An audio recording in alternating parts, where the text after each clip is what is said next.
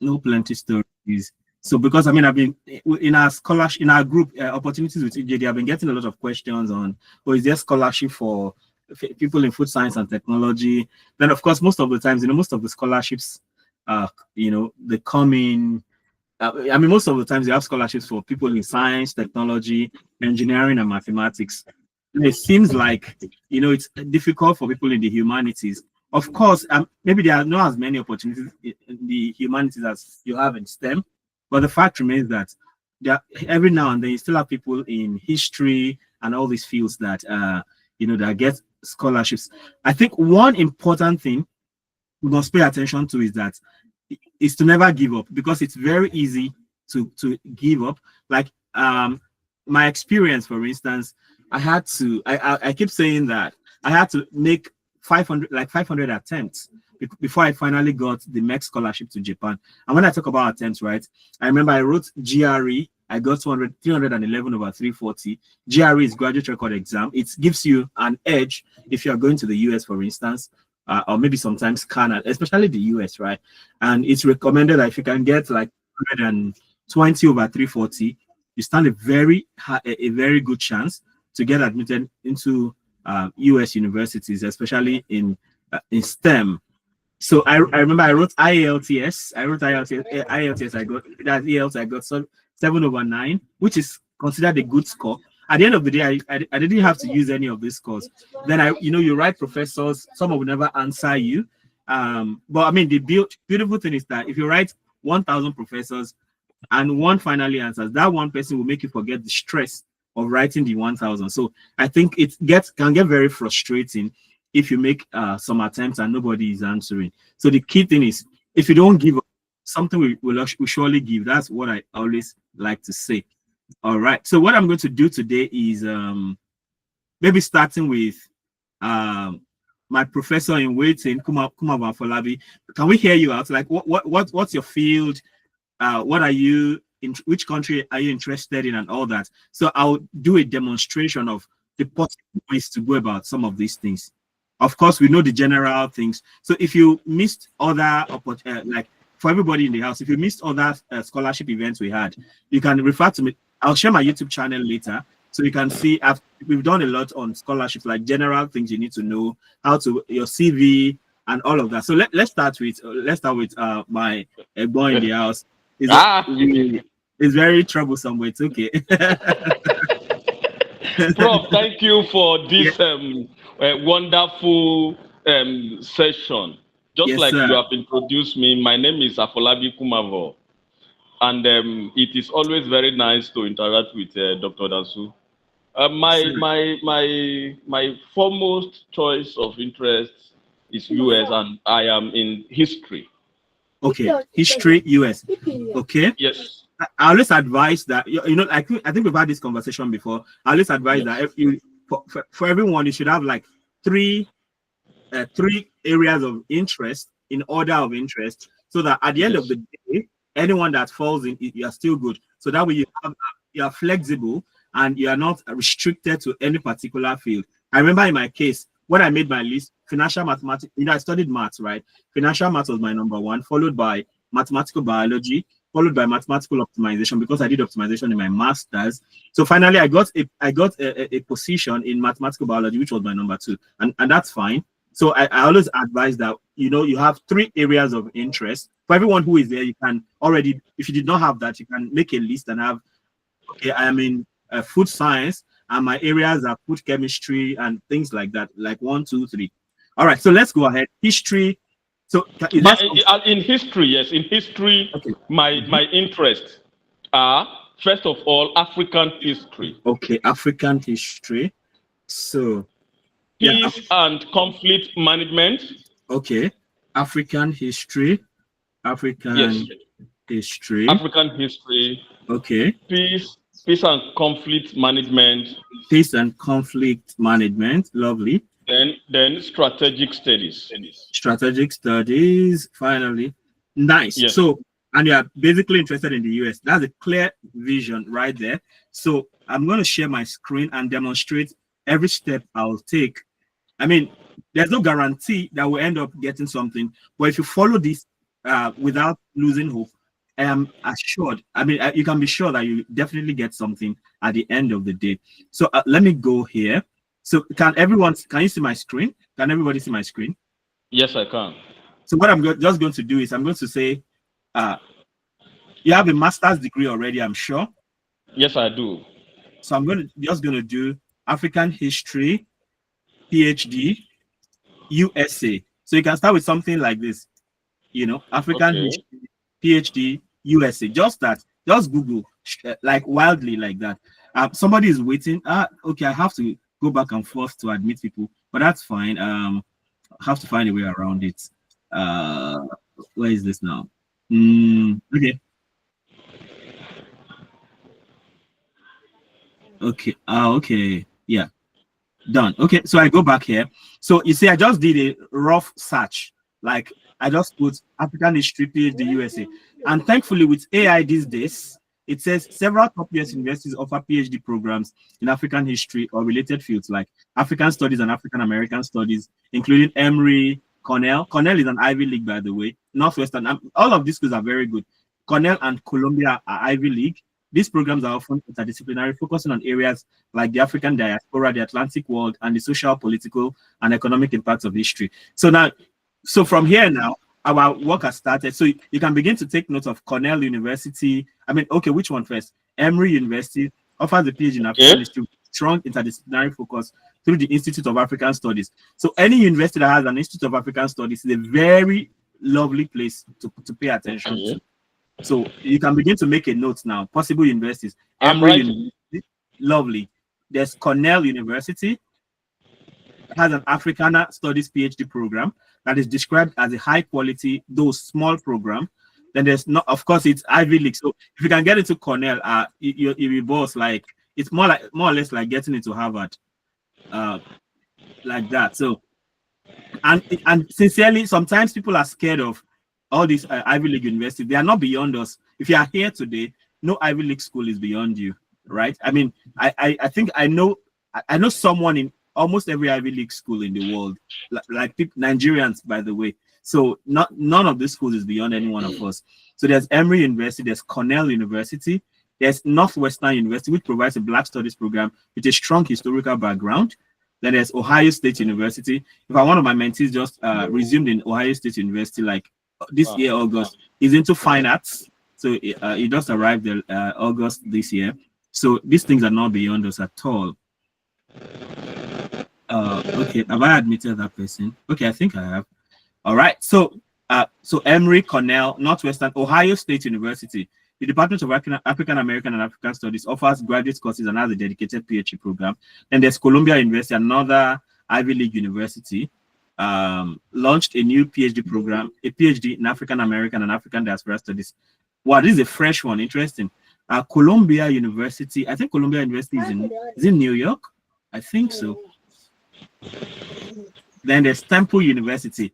So they have the Africology and African American Studies Department, was the first in the nation to offer a doctoral degree in the field.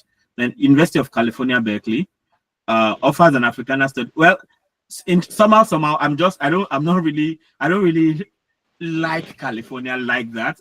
But I mean, that's just my personal bias. So, but it's okay. But you can be sure University of California, Berkeley is one of the, I mean, that's one of the schools that produce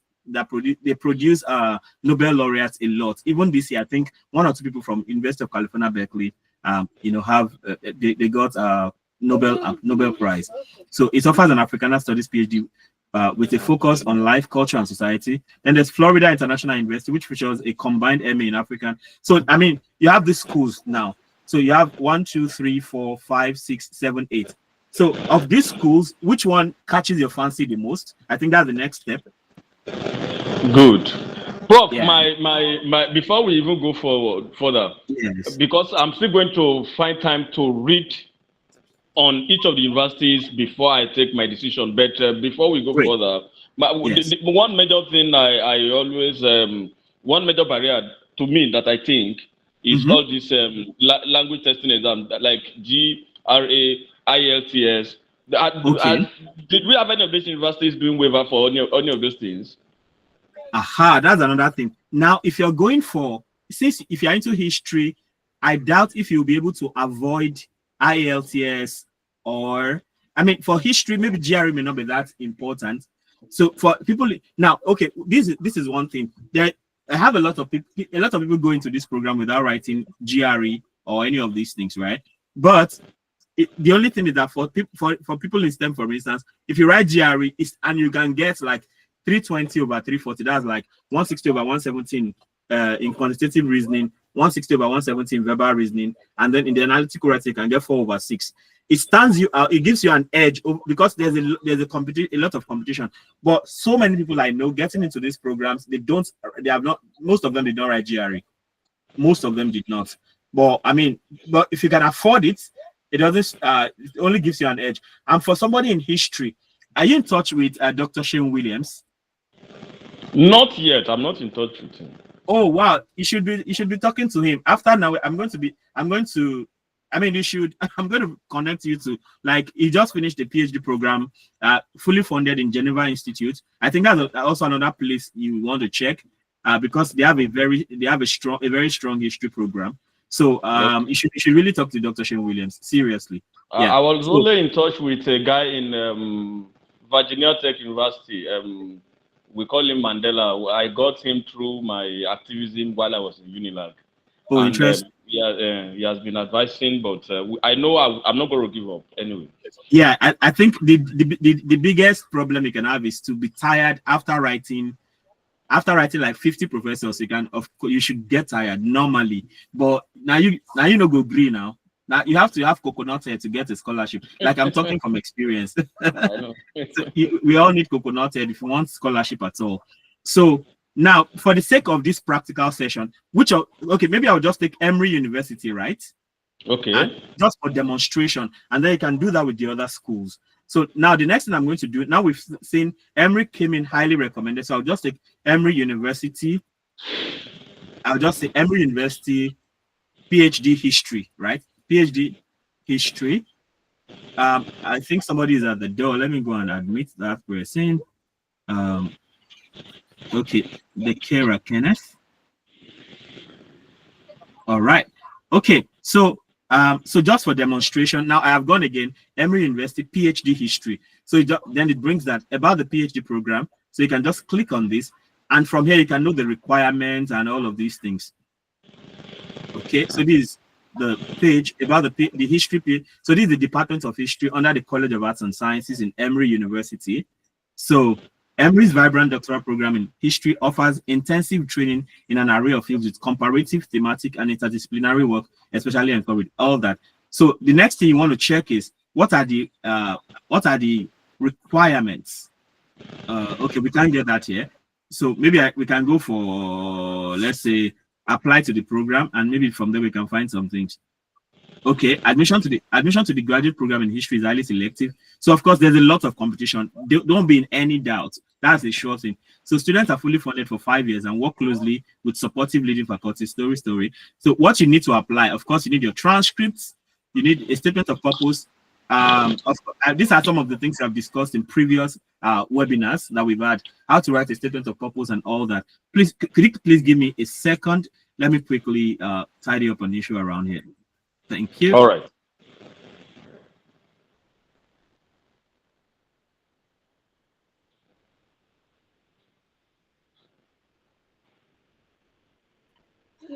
All right, I'm back. Okay, so yeah, so you need your transcripts. So by now you should have a student copy of your transcripts, because most of this program, I have everything already.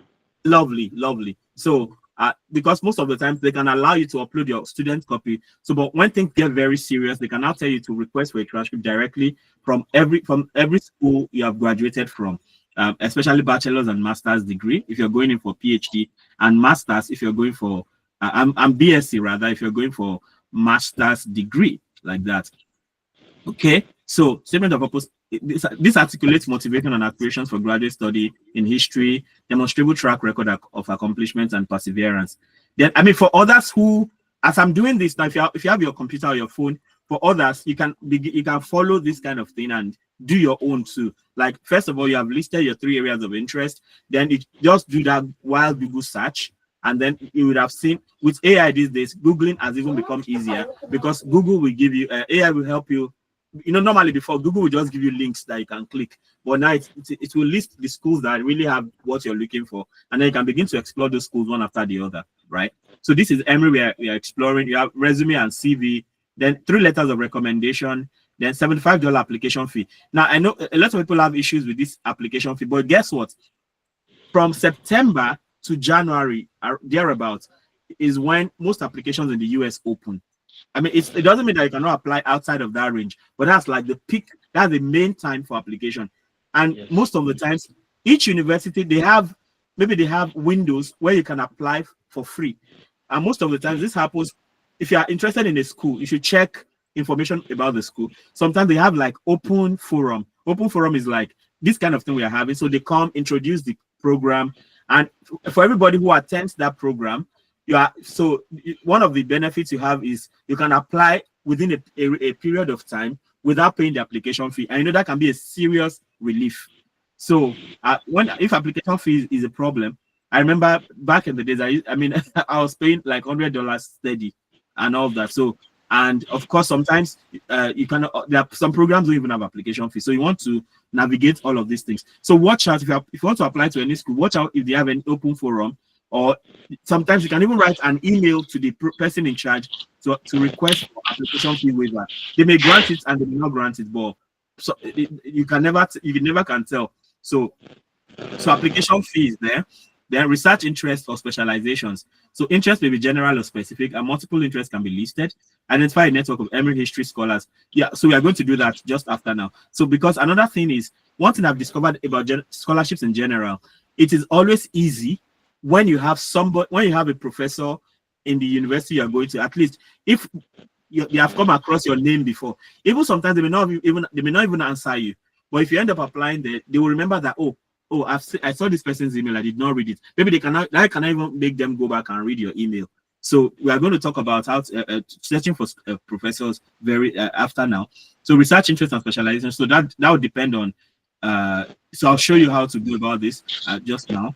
The research experience, of course, for someone like you, I think you have a very huge advantage that you're already in the academia. You already have you have some research experience, you have teaching experience. These things go a long way. And for people in humanities, there's a lot of writing you may have to do. So you need to document your research projects and work experiences, the papers you have published, even including your thesis and all that, your master's dissertation, even bachelor's project, if there's any like that, and then papers you publish, like I said. Then writing samples. So writing samples may be requested of you. The sample can be a paper written for a course, an undergraduate thesis, or a chapter from a master's thesis. Select a finished piece of work that demonstrates your quality and originality. So if you have a paper published in a very highly respected journal, this is a place to show off. And when you're talking about America, in America, there's no humility. You have to blow your trumpet. Like, there's no gentleness when it comes to America.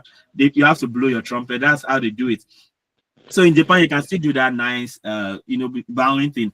In America, if you bow, they think you are weak. So learn to look the professor straight in the eyes with confidence, not arrogantly though. So research languages and skills.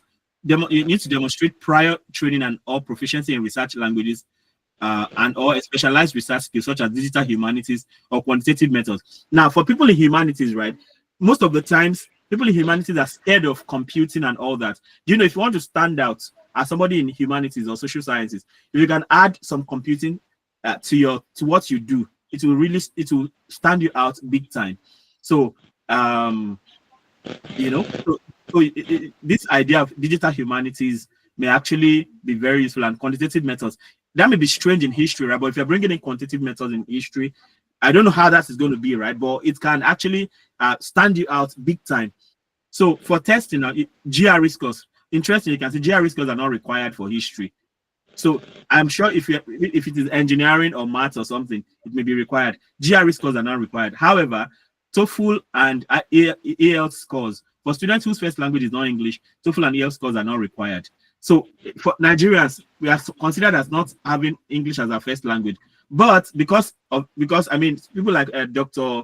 Igbalajobi has done a lot of work writing different universities to waive English for Nigerians. So you can find universities within English for Nigerians. So especially if you can prove that you've done all your previous studies in English language. So sometimes all it will require is you just request from Unilag to give you a letter of English language proficiency, and that can take care of this. So you may end up not writing any of these. Of course, GRE is out. You may end up not having to write either TOEFL or IELTS. So if you have to write, but based on my personal sentiment, if you have to write either TOEFL or IELTS, I recommend IELTS a big deal, because TOEFL is seriously American. IELTS is more balanced, like it's British English, Canadian English, Australian English. So you have a kind of balanced thing. But because, I mean, from my experience, IELTS is highly recommended if you have to choose between the two. And then you also have some funding stuff, 5 years of financial support, extensive supplementary funding to support your professional path. So, I mean, we can talk about all of this, and then you have application timeline. So application opens in early to mid-September. So you can be sure application is open right now. And final application deadline is December 15th. So by December 15th, you should have submitted everything. If you have to write any exam, if necessary, you should have written it. All your recommendation letters and everything should have gone in. And of course, one thing I always advise, make sure you choose upwardly mobile people to write your recommendation letters, not people that will tell you to come to travel to your school, to your university before they can give you a letter. Those ones, they know that like they waste your time. So look for people who are upwardly mobile that can write, that can recommend you. Then there's January to early February application review. So this, they are giving you a timeline. So anything you are doing by December, in fact, don't wait till December 15th. If you can finish up your processing by first week of December, and then you can now, of course, and you maybe make an application to various places. So just what I do at some point, what I was doing was just sometimes I'll just come unexpectedly. I'll just see an opportunity. I'll just sit down there, apply, and get done with it like that. And once that is done, go on to the next one. So there are more additional resources that you can find here. So the next thing I want to do is, having seen, so this has given us a lot of clarity on the things required, and sincerely, because we are from Nigeria, right? I believe strongly that you can just indicate that you are from Nigeria, and you don't need to write this test, and then you have your transcript, you have your statement of purpose, you have your resume or CV. Like in this case, you should use your CV, because as an academic, our CVs are usually very long. So don't care, even if it is up to 10 pages, feel very free. Then through like a recommendation letter, you should have some upwardly mobile people standing by to recommend you, not people that will be stressing you out. Then of course, all of this are going to come later. So the next thing you want to do, having seen this, is this thing they call people, or okay, should I go for people or research? Okay, I think research. I should go for research first. So for this research, okay, research, this an overview, research centers and programs. So I think let's go for people. So these people now, you see faculty, you see staff, you see graduate students. So faculty are professors in that department. These are people that you may want to write cold emails to, about your interest. Now, you can write 1,000 people and only 2 will answer you, or none may even answer you. But at the end of the day, if you don't give up, one person will answer you, and it will make you forget all the stress. So staff, this one, admin staff, then graduate students. Now, all of this category of people can be very useful for you, especially faculty and graduate students. So the first thing is, let's go and check out this stuff. So looking at this now, we have this Walter L. Adamson, who is Samuel Candler Dobbs Professor Emeritus. We don't have much information about this person. So sometimes you have extra. This person doesn't have this is Professor Emeritus, so he's not probably just still there, but it's not really. He's retired professor, but he's still in the system. So this person is Patrick N. Alit, Cahoon family. Okay. Yeah, okay, you can click this to know more about this person, for instance. But let's leave out the Professor Emeriti, because they have been there, done that. Maybe they're just still in the system. They may not be really active again. Maybe they're just teaching, I don't know. So this is Patrick Alit. Okay, another thing you may want to do is this. So this one is clear. Department of African American. Oh, this is African American Studies. Yes. I'm trying to look for African Studies in particular. History and Social Sciences, Oxford College. Russian and Eastern African American Studies and US. Okay, Winship, Department of Eastern Russia, Digital Scholarship, Professor of History, Department of History. I'm looking for the Professor of African Studies, because African American Studies definitely would be different, I believe. Yes, yes. Department of Music, English and Creative Writing, Law and Humanities, Department of Middle Eastern and South Asian, okay, Religion, Roman History. Where the African people now? Assistant Professor, Okay, history, associate, assistant professor, African American. What's happened? African American. That's the challenge. Most of the time, it is always professors who specializes in African interaction with America. Yeah, but I don't. And not Okay, and then that's where flexibility is now important. Okay, let me see. Let's go back and check research, right? Research. Let's say. Let's look at this. Okay. Yeah. So overview, historians. Yeah, Emory University's history department has one of the top African history PhD programs. So this is African history. Our strength lie in providing students excellent training in African history, outstanding opportunities for comparative study in a number of complementary fields and disciplines, and a broad and deep foundation in African studies through Emory. So this is clearly African history. Let's see how they go about it. So Africa. So students entering Emory University in African history work closely with a number of faculty and participate in this Institute of African Studies. So you can see Mariana Candido specializes in West Central African history, 15 to 1880s, like that. So now they are naming people you can actually, in fact, this Institute of African Studies may be the go-to place for you. And I can almost guarantee you that you'll find a Nigerian there. I can almost guarantee I find a Nigerian professor or graduate student there. So this is Institute of African Studies. They do have a lot going. Now I'm sure this person is probably a Nigerian or one of these two people. He showed me, but let me see. It's okay. Faculty research tour. Oh, I was expecting to see maybe who can research throughout the African studies. You don't see one Nigeria with flash now. This covers the faculty research locations and will highlight some of their work on this interactive. So there's this Carol Anderson. Okay, I mean this is the person they are interested in. Melvin Ayogu, Nigeria.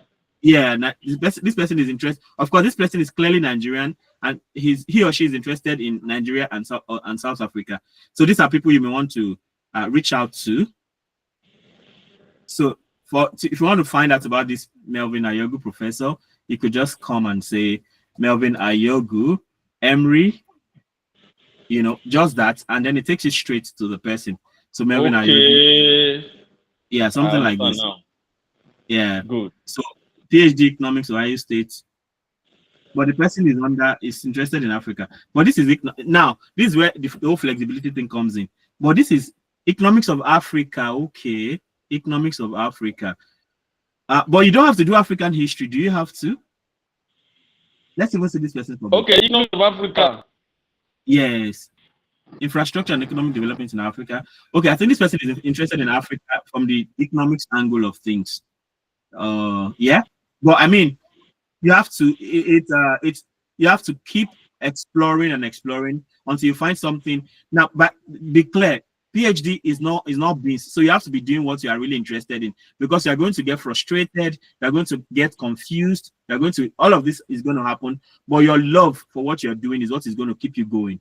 Okay. So so that person now, because the person studied economics, there may be a bit of so maybe this Mariana Candido may be a good fit. Okay. Yeah, okay. Mariana P. Candido, Winship, PhD African History. Yeah, clearly from York University, Canada. This person, Master African Studies, even in Mexico, and bachelor's in Brazil. So this person is seriously exposed. Brazil, Mexico, Canada, and now a professor in the US. So these are the kind of people to work with, because they have seen different countries and how things go, and they will know a lot about this whole slave trade, abolition, and all these things. Because our heritage too may also have a leaning towards that, I can imagine, based on all the exposures she's had. So this is a very nice person to talk to. And right here, you have all of their email addresses you can easily find, right? So these are email address right here now. So of course you can still find a better. So by you can apply to, I think the general advice is you can apply to a top-rated university, then another one, not in between, and another one not so top rated. But because at the end of the day, too, sometimes for instance, I remember, okay, sometimes depending on your course, you may not get the best education in your course in an Ivy League university. That's another interesting thing about this whole thing. So sometimes the best program in a particular field, you may not find it in any Ivy League university. There'll be one university that nobody looks at. So we need to be a bit flexible. So like this. This is East of African study in such as Biohosley, West African, and okay, this Biohosley, we cannot, there's no link to the person. So I mean, this is a rough idea of all these people. History PhD program faculty. So these are the PhD in history people. So Winship Distinguished. So this Mariana Candido is, I highly recommended this person. Then there's Clifton Craze, Professor of History and Director of Graduate Admissions. Then Adriana Chira. So, but one thing is, if you're writing, one thing people do sometimes, don't write two professors in a department at the same time. Okay. So if you write professor in a department, make sure you don't write another professor in the same department, because these people, for instance, I can assure you that they meet from time to time to discuss things like admission. So if you have written both of them and they now see, then they discuss, and then your name comes up, it may be a minus. So there are many schools already. So don't write one professor in only one department, right? So maybe if there's another department, because it's also possible, like for me, I'm into mathematical biology, right? So I can work in a biology department. I can work in department of public health. I can work in mathematics department. So I'm free to write. So as far as these departments are separate, so I can write different professors in these three, but not two people in one department at the same time. Is there any other thing, any basic thing I've not covered? So these are just how to navigate some of these things. At least in our search now, I think one takeaway is this person, this professor here. You may want yes, to, of course, I've noted that one. Lovely. So then their CV is always Prof. For some of us in academics, of us who are in academics, you know, in Nigeria, we publish a lot in quotes. Right. And what I'm trying to say here is that many a times we just want to write in some of our local journals that are not 100% peer promotion. I know how it goes. You understand? You already got what I'm trying to. In fact, so I have a very senior colleague who told me, Afolabi, you are wasting your time writing too strong public articles. That you will be on 1, 2, 3 articles, and promotion will write for promotion. There's what we call publications for promotion in Nigeria. Now, if I'm packaging my CV for this kind of a thing, do I need to just be forwarding everything, or I should be selective in my? Because I've seen most of the professors, they don't even have much online. When you see their publication, you see that they don't always upload too many things. Sure thing. Then you, as an applicant, you're not coming up. Yeah, they only upload their most impactful articles. Maybe I should also streamline to most impactful articles when I am. Of course, all your papers will be in your CV, right? But you should emphasize those papers that are published in highly rated journals. That will really give you some edge. That means I should focus on when my CV for this kind of a thing should be different. That's what I'm thinking. Exactly. So because there's a lot of competition, you need to put your best foot forward. Very important. Thank you very much. Yeah. So I hope that has helped a little bit. Yes, of course. All right. So the deal now is, so this kind of thing I've done now, you need to do it for different universities. Now, one thing is, sometimes if you have several universities, you want to, maybe for a reason, for instance, for me, because California is expensive and all that, I don't even want to. When I say anything California, I don't even bother. But California has some of the best universities, by the way. So that's my personal preference. Then you also want to look at things like, if you have options, by the way. So if you don't have options, you don't care about anything. But if you have options, you want to now consider things like weather, You want to consider, lifestyle there generally and things like that. So all of that. Those ones are So not in my list of options. exactly. So, but the key thing is once you get into the system, you can then go where you want at the later. So, but for starters, you just want to get in, and then I mean, one big deal is if you can get a good professor, you will have a sweet experience. So, and getting a professor is just like it's black market. You don't know what you're going to get, but you can. So this is where graduate students come in. Okay, I think I didn't remember to talk about that. These are graduate students coming. So sometimes you may write some, because I remember my guy that just went to Ohio State University this August. One of the things he did was he was in touch with some of the graduate students in that university, and they were even telling him some information. These ones, they are more or less like people not too far from you, unlike the professors. So I tell you now, see something. I tell you, see the first person here, Abiodun Ademu. Like I tell you, say now he show me tire say Naija person go dey here. So this is your contact person, automatic contact person. Yes, like of course. So I mean, this is so from here. So from them too, they can also give you advice. Some things you read some things online. Then this is another person from Kenya too. That African thing can be the point of contact, like Africa to Africa now. So they can give you advice. Then this is Beverly. I'm sure this is a Ghanaian. So that's also so. Now, one thing, it's a good sign that we have Africans here. So it means that there's a history of them taking African students. So that's a serious encouragement for you, right? But that does not mean that if you don't find Africans there, you can be the first. At least one person must have been the first African to get in. So, but this one gives you the opportunity. Their email addresses are there, so you can reach out to them and tell them,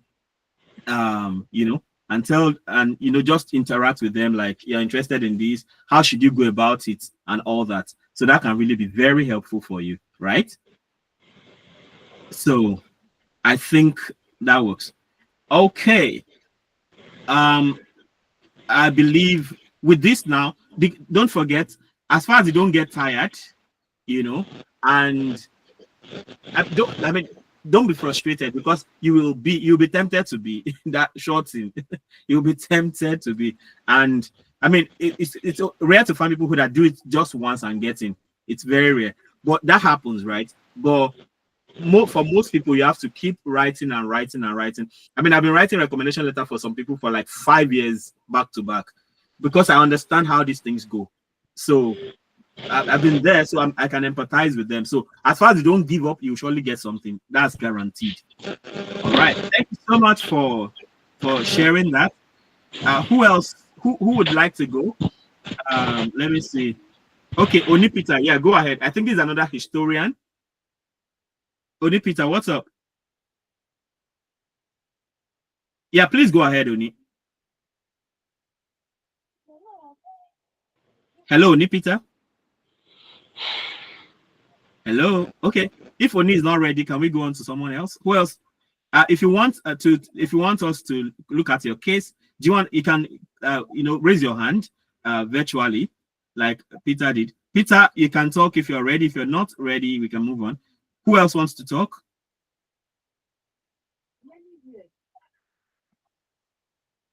Okay.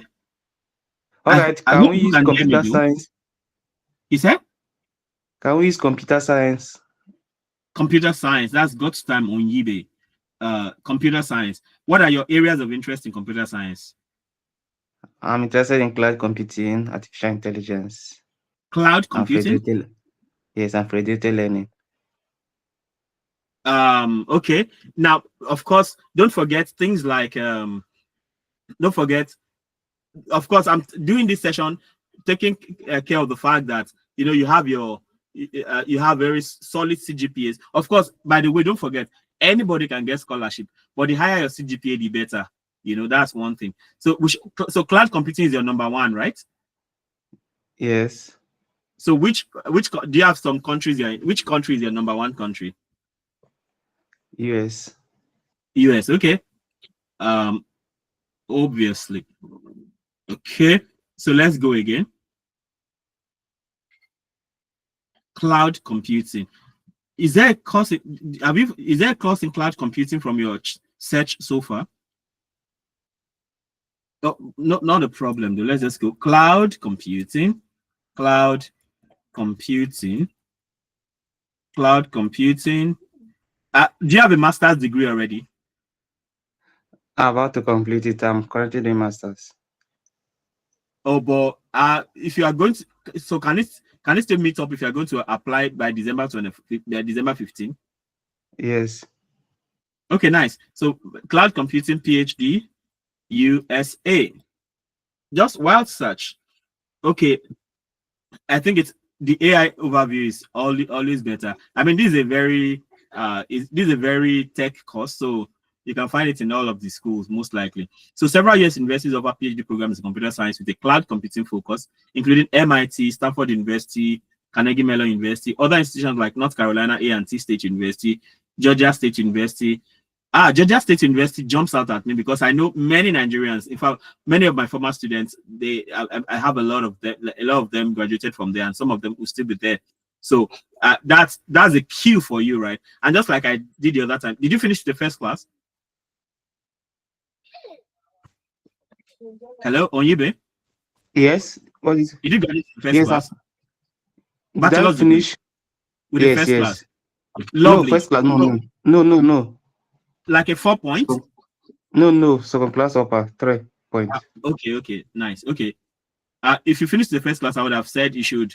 Of course, that's not a restriction to anything, but I would have said if you finish the first class, I would have said pick MIT, pick Georgia State University, and maybe, in fact, go for MIT, Carnegie Mellon University. Even now, you can do it. Don't restrict yourself. Sure, don't restrict yourself, especially if is your master's going to be like a distinction based on Hopefully, what you say? yes. So, excellent. Yes. So pick MIT, pick Carnegie Mellon University, then go for North Carolina A&T.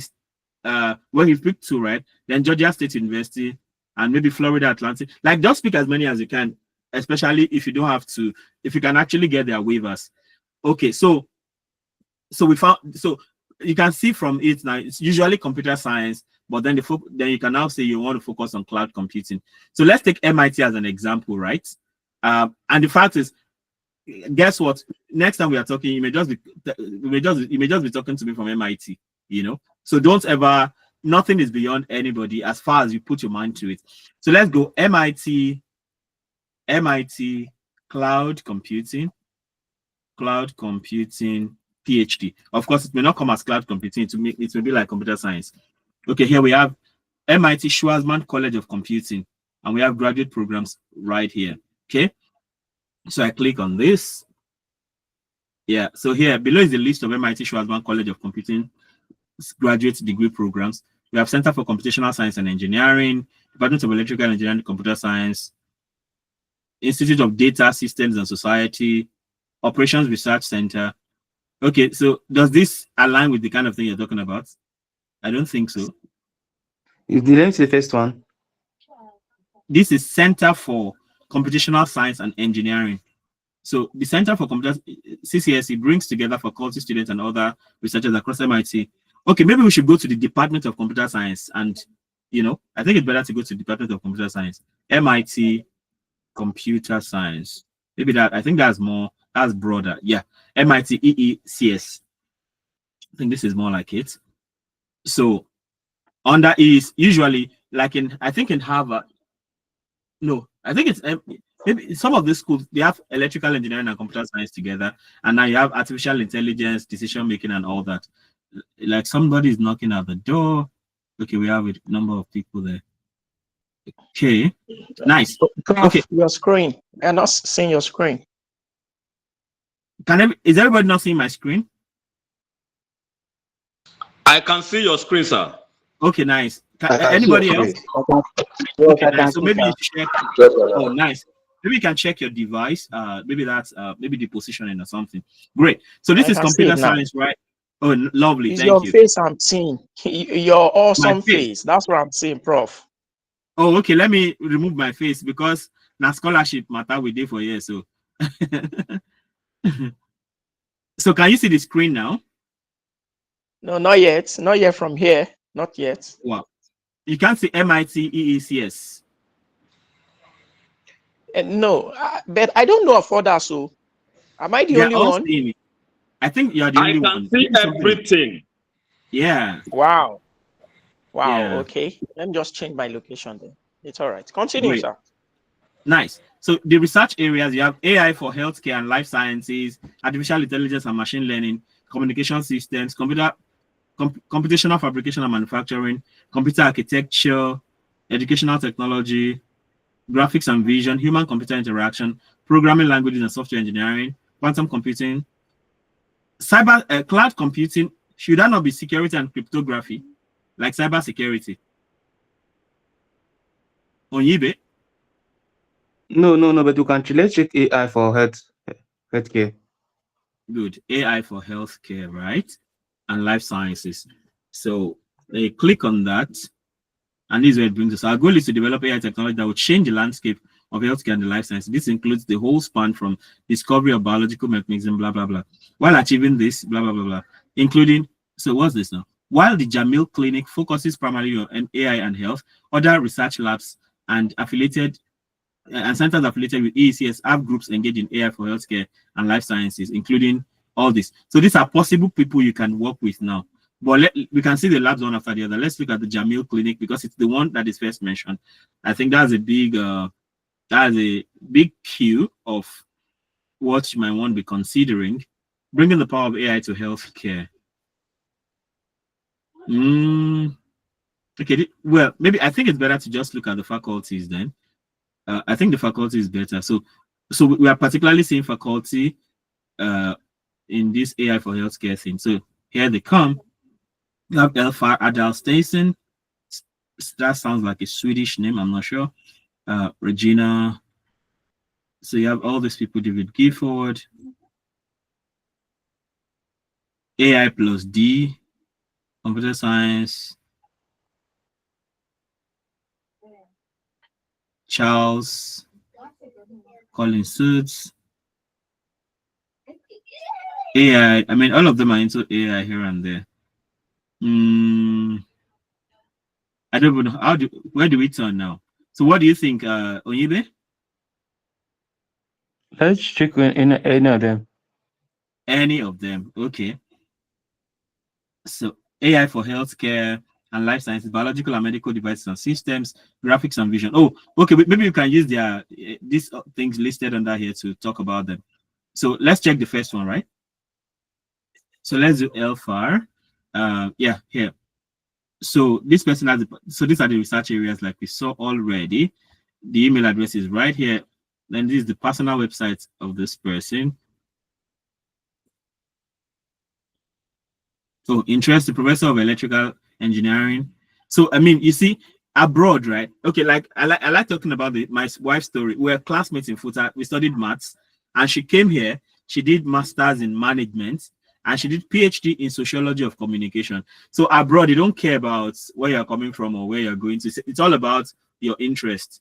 In my current lab, which is an ecology lab, I mean, I studied maths and I did my PhD in a graduate school of information science. Now I'm working in a graduate school of life sciences and ecology lab. And then one of the guys that just joined us that is coming in for masters did computer science coming. So things are pretty flexible. And the beautiful thing about computer science is that it's more like that field you can adapt to almost anything, right? So all that. So have you found anything of interest here?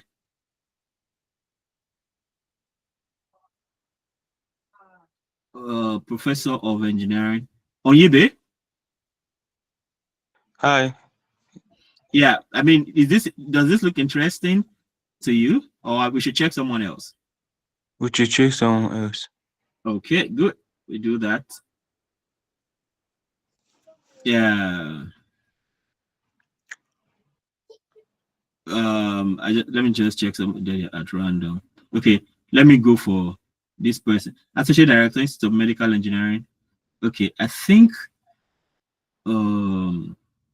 let's check the one behind that man. This Dave Sin. Dave Singh. David. Okay, David. I think he's David. I've seen the name. The second to last row. This one? This one, Yes. David Yes. Sontag. A personal website. Yeah, clinical machine learning group. Professor of Electrical and Computer Engineering and Computer Science, part of the Institute of Medical Engineering and Science, Computer Science, and Artificial Intelligence Laboratory, Clinic for Machine Learning in Health. Research focuses on advancing machine learning and artificial intelligence and using this to transform healthcare. Previously, I was an assistant professor of computer science and data science at New York University, partially from MIT for 2025, and I'm CEO of Layer Health, which I co-founded. Now, you see, this professor is also, he has a startup that is co-founding. That's, I mean, like, so so that tells us that even as academia, we don't have to be restricted to the classroom. So these are the courses the person has taken so far: machine learning for healthcare, introduction to machine learning inference and representation, introduction to machine learning, and all this. So papers published, you know. So Python code for learning topic models, blah blah. Download code for learning Bayesian network structure. Download C++ code for MEP inference, and all of these things. So do you find this interesting? Yes. How would you like to advance? Do you want to, is this someone you would like to contact? I would like to contact him basically for that, especially that using machine learning to understand the healthcare system. Lovely. So the email address is right here. So let's see, is there something to learn about how to apply or something? Let's see. Yeah, I think because the requirement also matters, let's see what that looks like. How can we find that here? Academics, graduate programs, okay. Resource for current student materials, student profiles, funding, graduate research, degree programs. Okay, graduate program requirements, nice. So let's see what they require for admission. So you are going for PhD, right? Yes. All right. This is basic requirement for the award of doctorate. Completion of, oh, this is requirement to get the degree, not to get in. Sorry. I think what I need will be admission requirement. Yeah, not it should be admission requirement. Opportunities, resources, program objections, admission process. Yeah, admission process, right? I think admission process should do the work. So that requirement is what you need to do to get to be awarded. Yeah. So the EECS department is the largest in the School of Engineering with about 700 graduate students. Now, if you see this kind of picture, so the fact that you can see, I see one. If I feel bet small, say this person a Nigerian. So once you see black person, that's some hope. If you don't see black person, it doesn't matter, right? But I mean, this is another person. So I'm sure one of them is Nigerian. I feel it's sure for me. But let's leave that for now. So the ECS department is the largest in the School of Engineering. Like we said, there's no terminal master's degree, but all PhD students earn a master's degree as they work towards. So in this case, now if they admit you, you get in. After 2 years, they give you a master's degree, and then you continue to PhD like that. So the Master's of Engineering is only available for qualified MIT ECS undergraduates. Applicants to the MIT, blah, blah, blah, should apply using the ECS online admission site. Admission decisions to be sent. We need requirements, guys. Let's see this. Maybe we can find something. It's like something is even ongoing right now. Let's see. I saw a date there. The application website, ceiling below, is available on September 15, 2025 for students who wish to apply for graduate admission in September 2026. That is, you want to get in by September 2026. The deadline for submitting completed application is December 1st. So if you are anything you are doing, if you are interested in this program, you should submit by last week of November, safe, right? If you like that. So that's really important in this case. So let's look at the online admission site. Potential applicant to the EEC. We want to welcome you as you're considering applying for the doctoral program, the Department of blah, blah, blah, blah, blah. What are the requirements? English, don't plenty. Look at this. They have some sessions below. Please add this important virtual event into your calendar. The event goal is to provide more information about graduate school in EECS at MIT. The chair of the EECS graduate admissions will host the discussions, and will offer an overview of the EECS department. So when you attend this kind of program, this is the kind of program where they give you a waiver. So maybe they will tell you that you don't need to pay admission application fee. So you can see those October 30th, November 6th, November 13th, and pay attention to the time zone so you don't in fact, I know people who have missed opportunities because their interview is scheduled for a particular time, but because of confusion in time, they want to be very, very sure. In fact, once you're applying for application and you have some kind of, maybe you have a digital watch, you can set your watch to show you the time of that location and your current location, so you can know for sure what's happening. So we invite you to view a YouTube video featuring ECS at MIT. So they have a YouTube channel. The link is right here. So I've not seen anything like them giving you a waiver. This session will be recorded and will be available to view until the application website closes on December 1st. We hope they will. The chair of the ECS, blah blah blah. Yeah, I'm looking for that place where they will give you free fee waiver. If you have started an application and grad apply, you will receive via me more information on how to attend these virtual discussions at the date nearest. You're ready to view this YouTube over. Check it out here. So they offer great nuggets of wisdom and advice about navigating the page. We have a third YouTube video asking the question, was the PhD worth it? Blah blah. What else now? If you created an account, grad applies the platform, how to write graduate, blah blah blah blah. Okay, so if you want to apply, you can, for technical assistance, this is for it, email address. But then if you want to create an account, you just click on this and you start the process. But here they have not still really told us the things you need per se.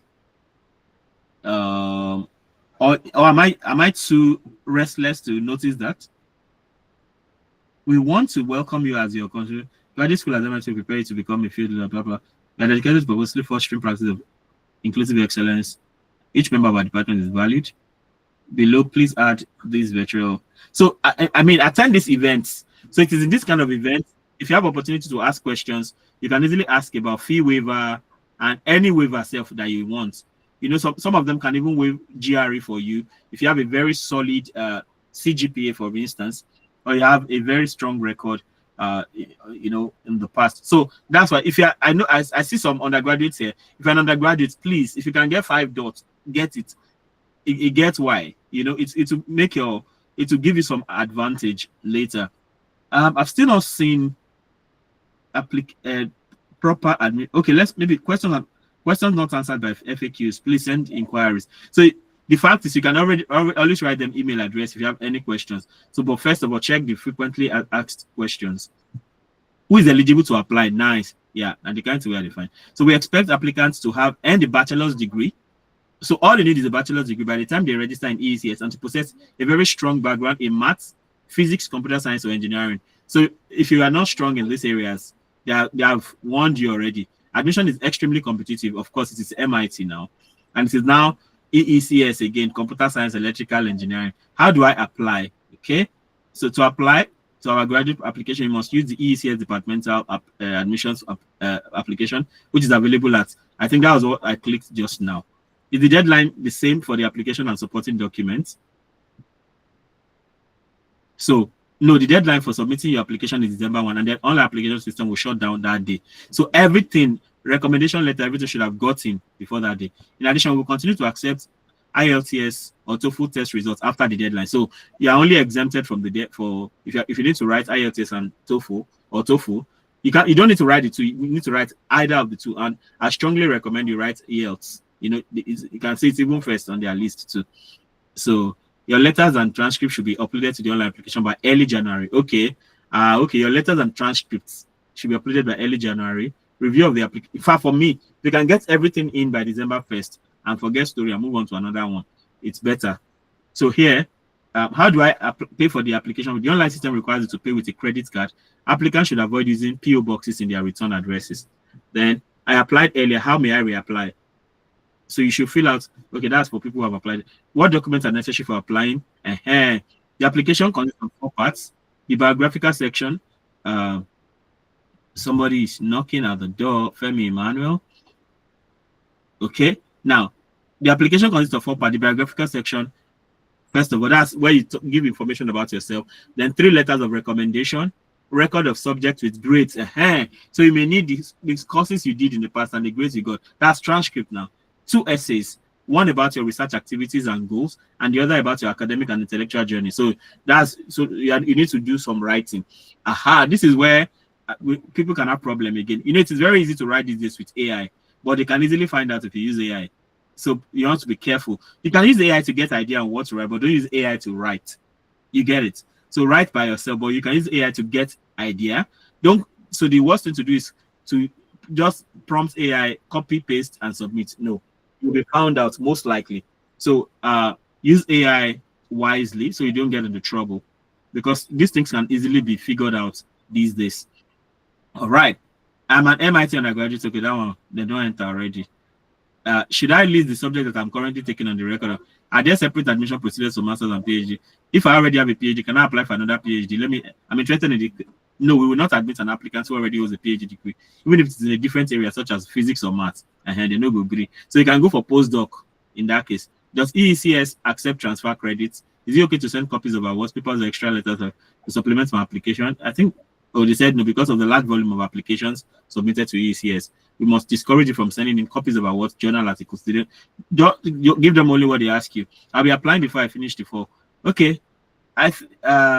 Can I apply to more than one department without negative consequence? Yes, but keep in mind that the applications are independent of each other. So if you apply to computer science department, and then there's another department called public health department, and they have nothing in common. So you can apply to as many departments as you want because they have nothing in common. So what tests are necessary for applying to EECS? Yeah, this is another important one.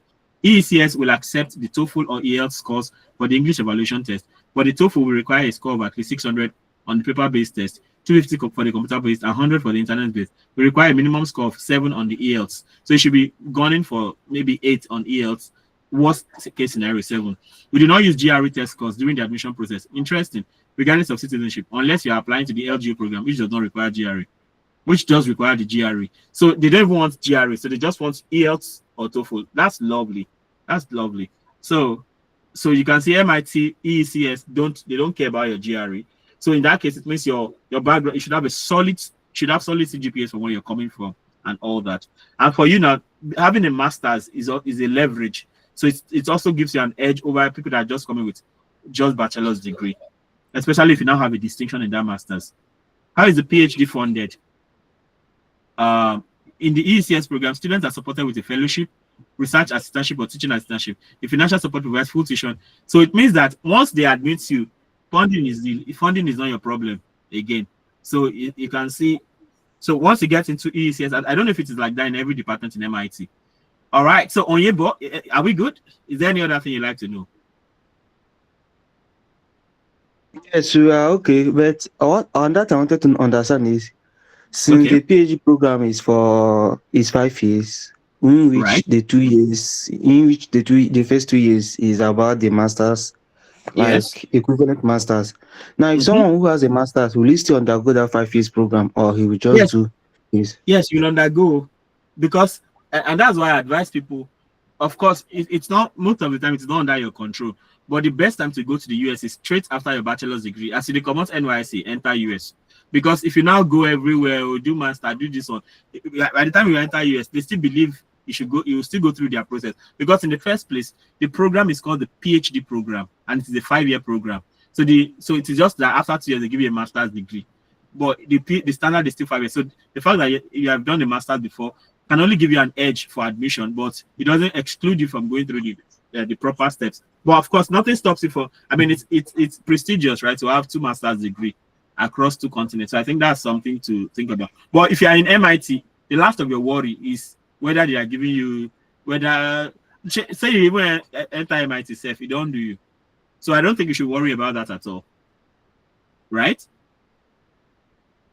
Are we good? Yes. It's just, I wanted to ask, it's just because of other schools also do the same 5 years program for PhD in the US. Yeah, for other schools, I mean, things vary from time to time. It all depends on what exactly you want. Okay, I can only see. So are we good, Onyebo? Are we good? Yes. Nice. I can only see one hand up now. It means probably I've answered some other people's questions. Now, one thing to do is, if I'm taking somebody's case, you can actually apply some of these things to your own situation. I mean, right on your computer there, you can be doing the things I'm doing for your own particular course. So the hand I'm seeing up now, the first one is Femi Emmanuel, my namesake. Femi Emmanuel, what's your department? Good afternoon, sir. Good afternoon, Femi. Thanks very much for this wonderful opportunity. It's my pleasure. Actually, my first degree in mathematics So my second degree is same mathematics, but education now, maths education. So first degree is pure maths. Maths, yes. Second degree is maths education. Mathematics education. So do you have very solid CGPA, like 4 points upwards? It's only my second degree that has that. But my first degree. In your first degree, do you have at least 2-1 upwards? No. Okay, but your master's is second class lower. Okay, and but your master's is like 4 points upwards. Yes. Okay, so what are you interested in? That is what I want to know, because I've been looking at the issue of from one department to another for this PhD, but some people are like saying the best thing is to face the one I started squarely, as in going the roots of mathematics story with. No, I really don't think that matters, right? Because I mean, as far as once you're coming, if you're going to the US or outside of Nigeria, things are more flexible than you can imagine, right?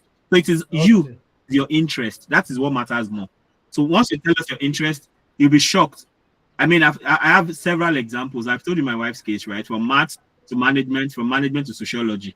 They don't care. I mean, when I came to Japan the first time, right? So one lady was assigned to me as my mentor, a Chinese. In China, she did biology. Then later she moved to accounting. When she came to Japan, she did transport engineering. And by the time we met, she was doing maths. Can you imagine? So things are pretty flexible around here. So you don't. Wonderful. So it's all about your interest. Are you interested in? Like, what are your top 3 areas of interest? I'm going into area of all these STEM, like data science. Okay. But from your background, you have pure maths and you have maths education. So you are not interested in maths education or anything like that. Well, my education is good as well, and it's a teaching presently. Okay. So what was your thesis title for your master's? I did assessments, of students. Based on, I did assessments of students, based on their the motivation, things that can, factors that can motivate them to teaching and learning mathematics. Did you enjoy that a lot? Sure, I did. Nice. So based on that, I can highly recommend for you you can even go for a PhD in STEM education. That's a big deal in the US these days. One of my guys, Jesuyon Dansu, I think he studied engineering in Unilago. So, and then he got his PhD earlier this year in engineering education. Can you imagine? Engineering education. So anything do we education. Have a course like that? Exactly. Like these people, they are wow. I would love to do that too. If there is. I highly recommend because of my mathematics background anyway.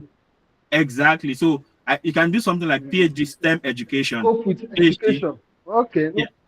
PMD STEM education. I would love that. So, in particular, it can even be like maths education, but STEM education is more encompassing. So it's more like how to. So what you did in your master's is what is giving me this idea. So I can see 2 beautiful schools coming up already. I see Tufts. Tufts is a private school.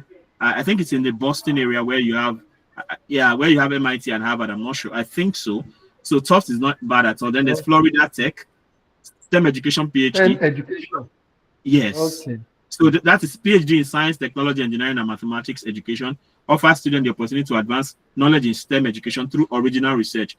I mean, what you did in your master's is already in this line, and most people don't want to do this kind of thing, and for you, it's a big advantage, and everything is well spelled out. This is tough now. Students are required to complete 18 courses to fulfill requirements to the PhD education degree.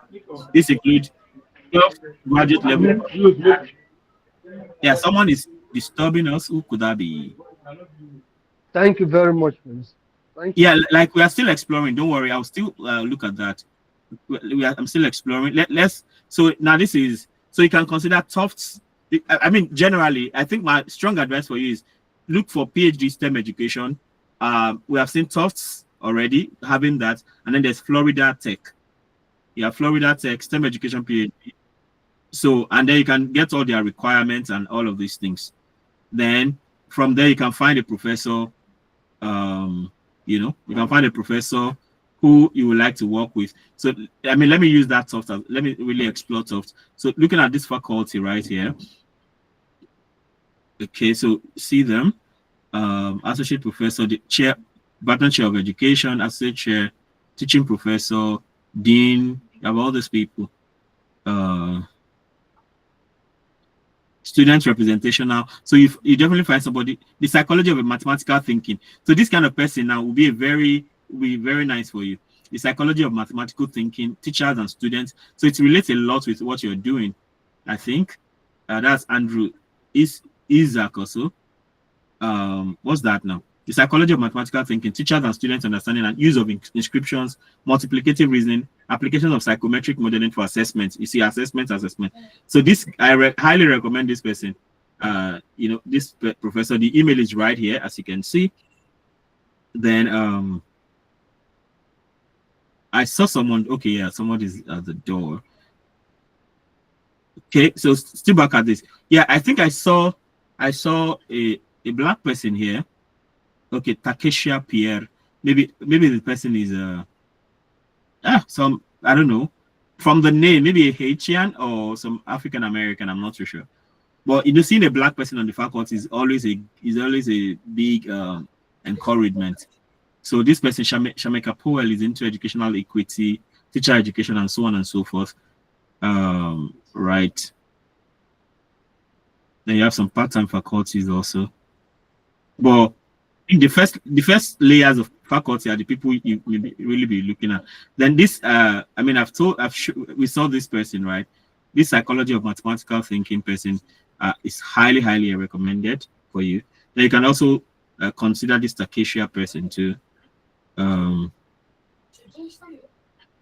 So, University of Florida, Gainesville. Critical STEM education at the top, a transdisciplinary scholar, research across fields in STEM and the health professions. Dr. Pierre earned a bachelor's degree in health science and all that. So, yeah, but this particular person, I think it seems to align a lot with what you are doing already. So, but of course, you want to check out other schools like Florida Tech and everything. Would that be good? Let me check for prospective students. Let me see. Scholarship and aid. Okay, you can check all of this out later. So another thing you want to check is say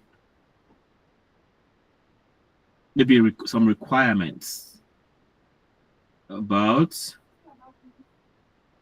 graduate programs. Okay, let me check out the graduate programs. What do we have? So you have PhD in okay, this is what I'm talking about. PhD in STEM education, and you can even do a joint PhD in education and cognitive science. But this STEM education is highly recommended for someone like you. So the PhD in STEM, blah blah blah. Okay, I think we've seen this before. So, and I've also shown you the requirements. Okay, that's for graduation. What about for admission?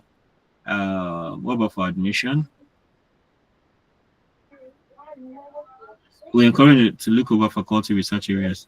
Yeah, so we've seen that at Isaac person, internship, job placement, related and joint programs, program objectives. So you can even listen to people who have been through the program. So I think one thing I also like to see will be the requirements.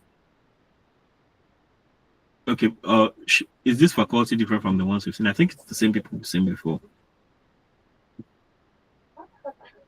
Application requirements. Aha. And wait, I don't define this.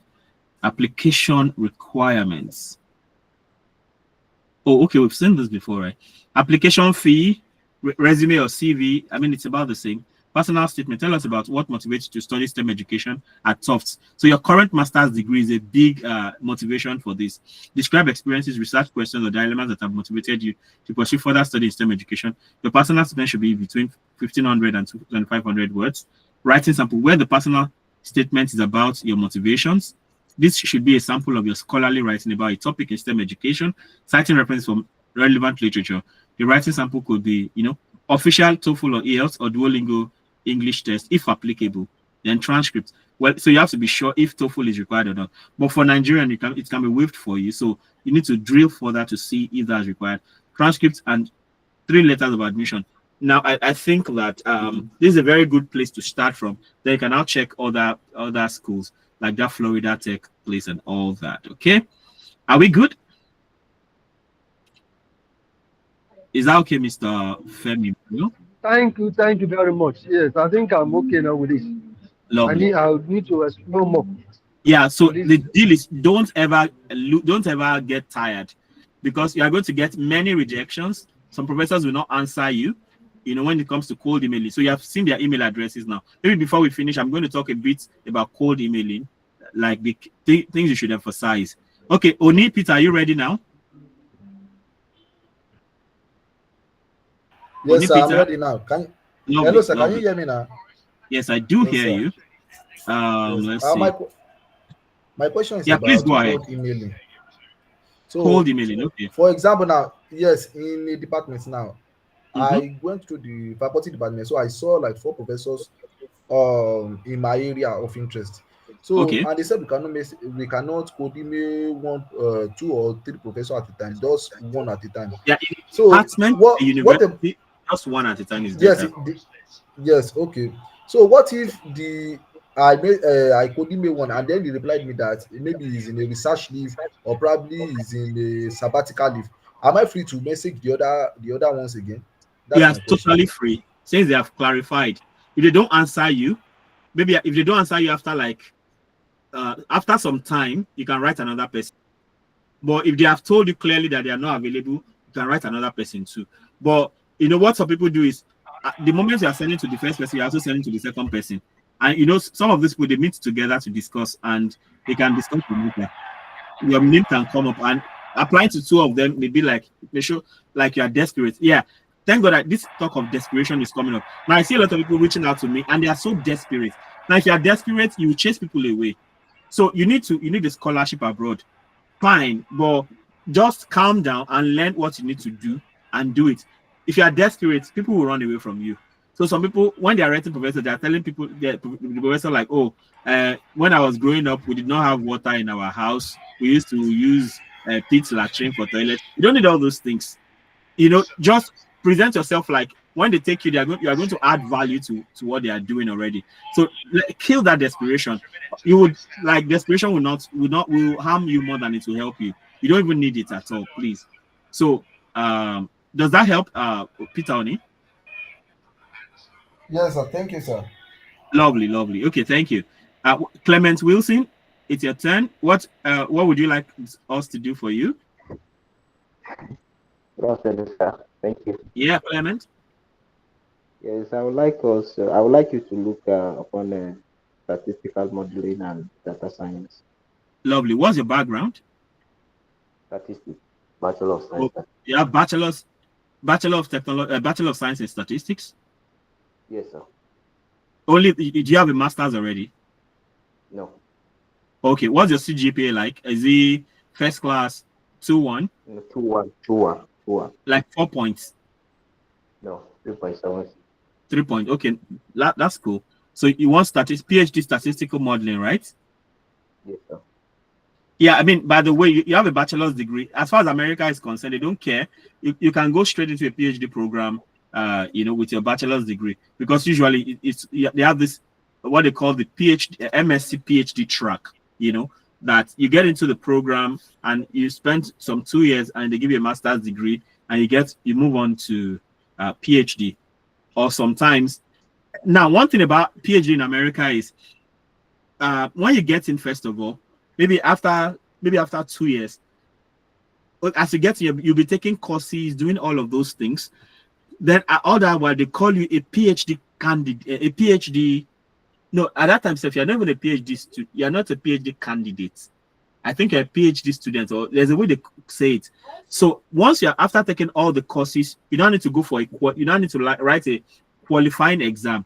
So when you pass the qualifying exam, you can now become a PhD. That's when you can now call yourself a PhD candidate.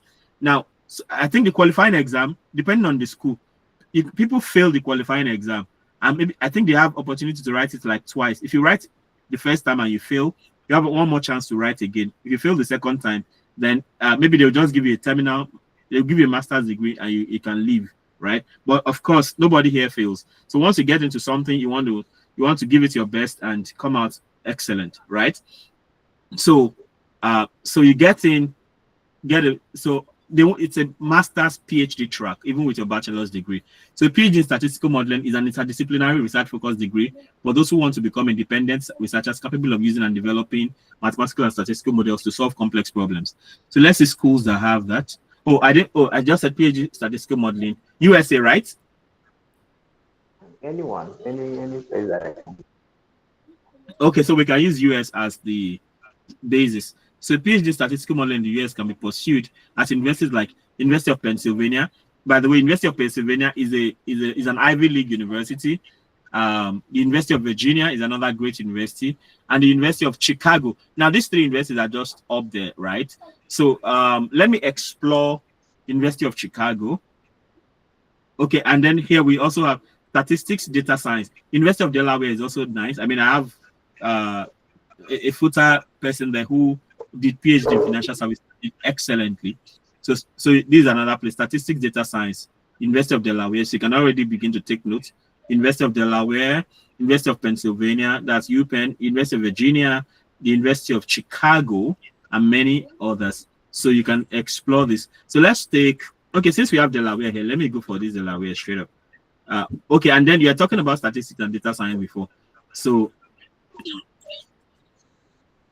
I don't even know which one to go for. They're all, excuse me.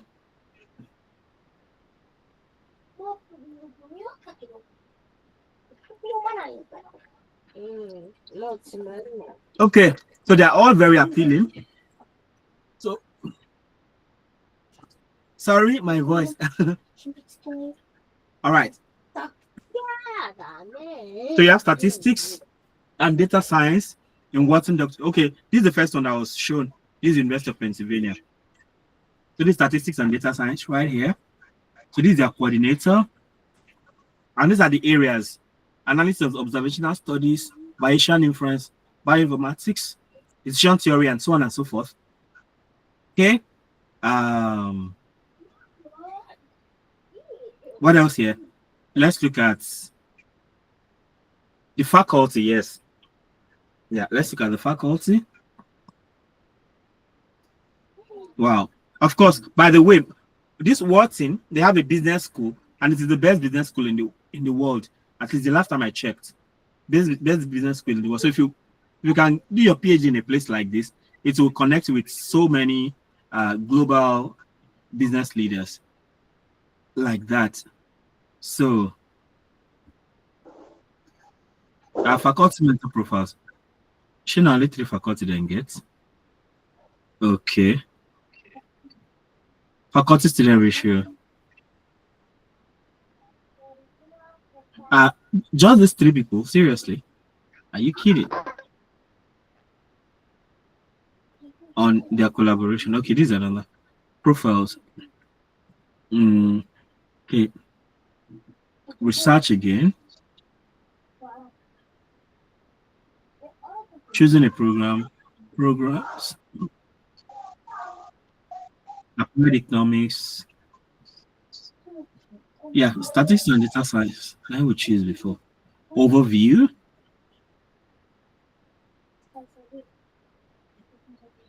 Okay.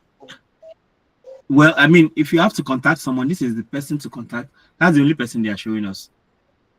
What this PhD program in statistics and data science provides the foundational education that allows students to engage both cutting-edge theory and applied problems. These include problems from a wide variety of fields with Watson, such as finance, marketing, and public policy, as well as fields across the rest of the university, such as biostatistics within the medical school and computer science within the engineering school. So as a statistician, of course, you know, you are important everywhere. So let's look at, they have 31 faculty members. How come I can't click? 31 faculty members and 25 PhD students. So applying. So how do you apply? Okay, let's look at application requirements. Okay. So for the application requirements, did I click apply? Okay. The application for fall 2026 is now open. So the deadline to apply is December 15th. See, usually like September 1st to December 15th. So it's open currently. A complete application includes a completed online application and supplemental application materials. We recommend that you begin the application process early, as it will take longer than expected. Allow enough time to complete your online application, gather and submit your materials, and take the necessary standardized tests. So please note the Ethics and Legal Studies PhD program will not be accepting applications for fall 2026. So that's for Ethics and Legal PhD studies. So you need letters of recommendation submitted using our online system. When you apply online, you provide the names and addresses. That's normal. Transcript and academic history, of course, that should be taken for granted. You can read more about it. Then you need some essays. You must complete the personal statement essay question on the online application. There's also an optional essay question where you may provide additional information. So in writing essays, don't open the application and start writing the essay. So explore it first, look at the question they want you to write on, and then go and write it separately. Once you are done writing, read through, edit. Once you are satisfied it is okay, then you can now copy and paste it into the admission. Because if you open it and start writing, it may not have a nice experience. So watch out for that. Then you may need standardized text scores. So the Wharton doctoral program requires all applicants, to take and provide scores for either GMAT or GRE. So you have to do GRE, seriously. Then test requirement vary by program, as described below. Applicants whose native language is not English must also take the TOEFL or IELTS. So as a Nigerian, you can be exempted from this, hopefully. So then, of the people stated this here. So for statistics and data science, you should write GRE only. If you want, so other people can write GRE or GMAT. But for statistics and data science, you need to write GRE. And it is compulsory. So maybe this can chase you away from this kind of school because it's a very competitive school. But if you can afford it, you really enjoy the experience. But of course, you don't have to stress yourself. You can easily go elsewhere. Then application fee, a non-refundable application fee of $80 must accompany your application. Credit card payments can be made with Visa or MasterCard. The application fee cannot be waived unless for the exceptions below. So if you are a military, Fulbright, and Summit applicant, they can waive it for you. So this one, then the VEX go, no application fee waiver. So application deadline is December 15 as usual. So don't wait till that time. So if you want to apply here, make sure by December 7, you are done with everything you need to do. Okay, this one is about prior conviction. So, generative AI policy.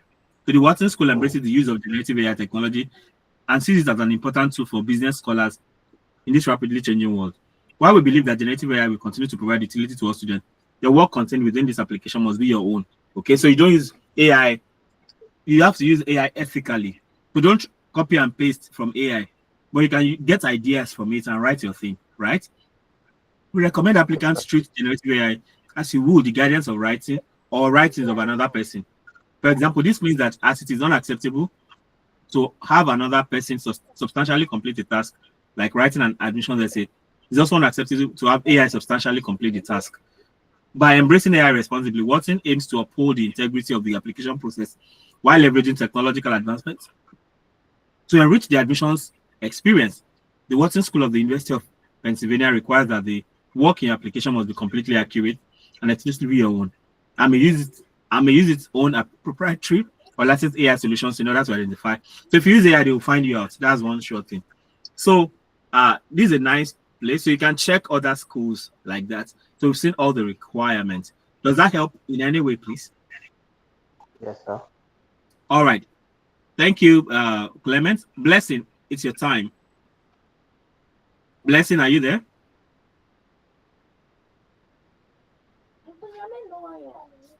Blessing.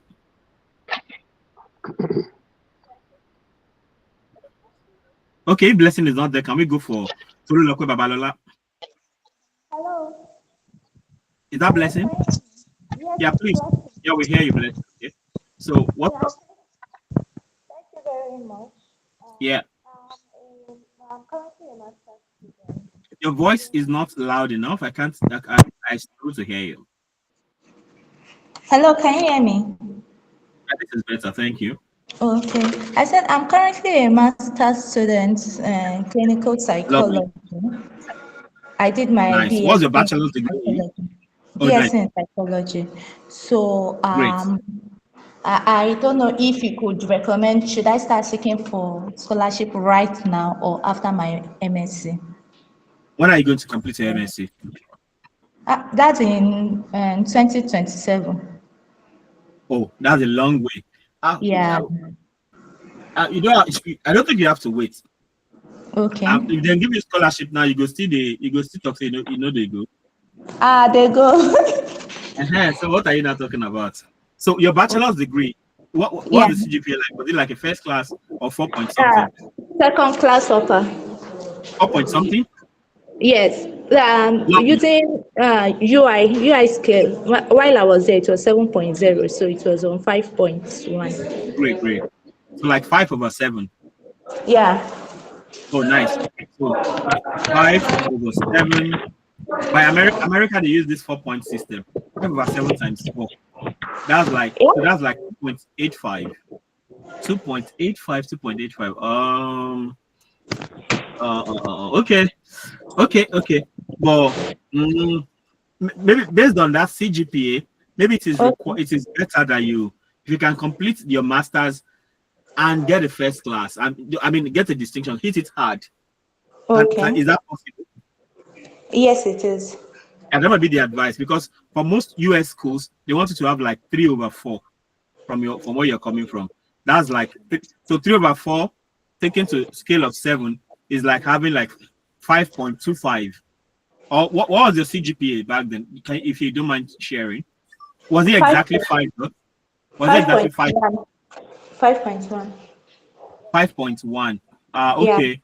If it was like 5.25, maybe that would have been a nice place. But I think my best advice for you now is to do this masters, if possible, get 7/7. Okay. Worst case scenario, get 6/7. Okay. So okay. I think it's not impossible at all. It's not impossible, and that can actually put you in good stead, because usually they want like 3/4 minimum, because there's a lot of competition. Some people are even bringing 4/4 safe. So if you can, you should also, if you are coming to compete with. So now you have plenty of time to research on. So you're into psychology, right? Yeah. Like clinical psychology. Yes. Okay, good. Clinical psychology. So when it's your time, you want to check clinical psychology, PhD. Yeah, all of us are staying USA. There are programs in other places in the world. There's Germany, there's Erasmus for those going for masters. So but US, this is US season now, like September to January. So for those who are in engineering and maybe chemistry, the Hong Kong program is also open. I'm going to talk about that in a jiffy. So you can say PhD in clinical psychology. So you have that in Wyoming University. So a PhD in clinical psychology in the US is a rigorous, typically 5 to 7 year doctoral program that involves coursework on a dissertation and extensive clinical training. So you have it in University of California, San Diego, University of Denver. This is in Colorado, I'm sure, and so on and so forth. So for now, please use this time to, establish yourself, get a solid CGPA. If possible, you can publish in very highly impactful journals. So all this can now speak for you by the time you're finally ready to apply for a PhD. You get it? Yeah. All right. Nice to have you on, Blessing. Thank you very much. I really appreciate it. Yeah. All right. So for those who are in engineering, chemistry, you're in engineering or environmental sciences, maybe architecture, urban and regional planning, climate science, meteorology, and engineering in general. I think the Hong Kong HKPFS, Hong Kong PhD fellowship scheme should be currently on, because it's usually on September to December. So this is it right here. Okay, this one is in PolyU. I want the general theme. Yeah, but it's okay. Let me go back.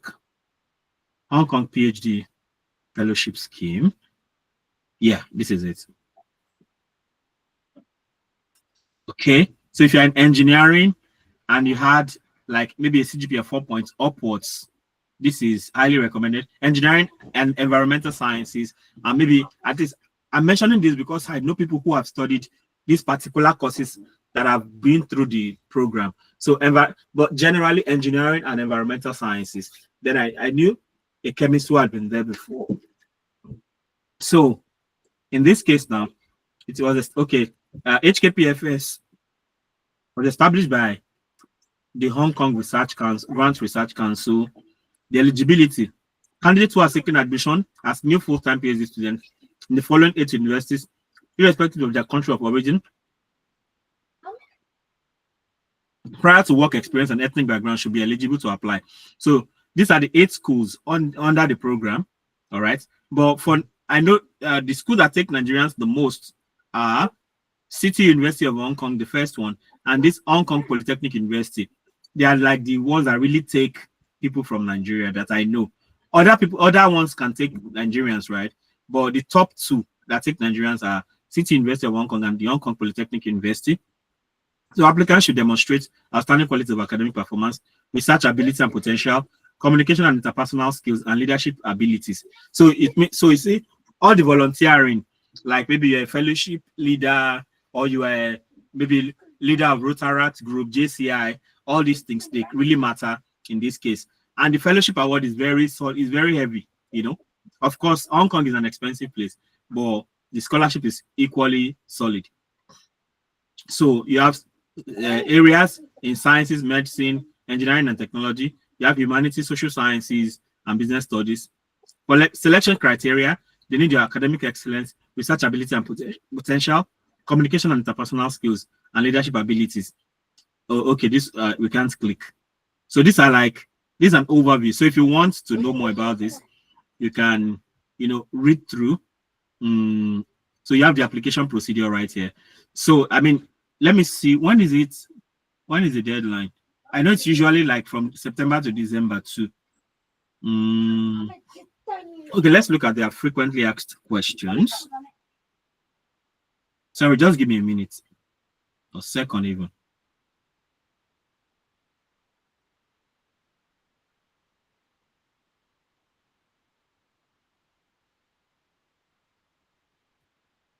All right, I'm back. So if you're in engineering or environmental sciences, this is for you. So these are some frequently asked questions. What about the answers now?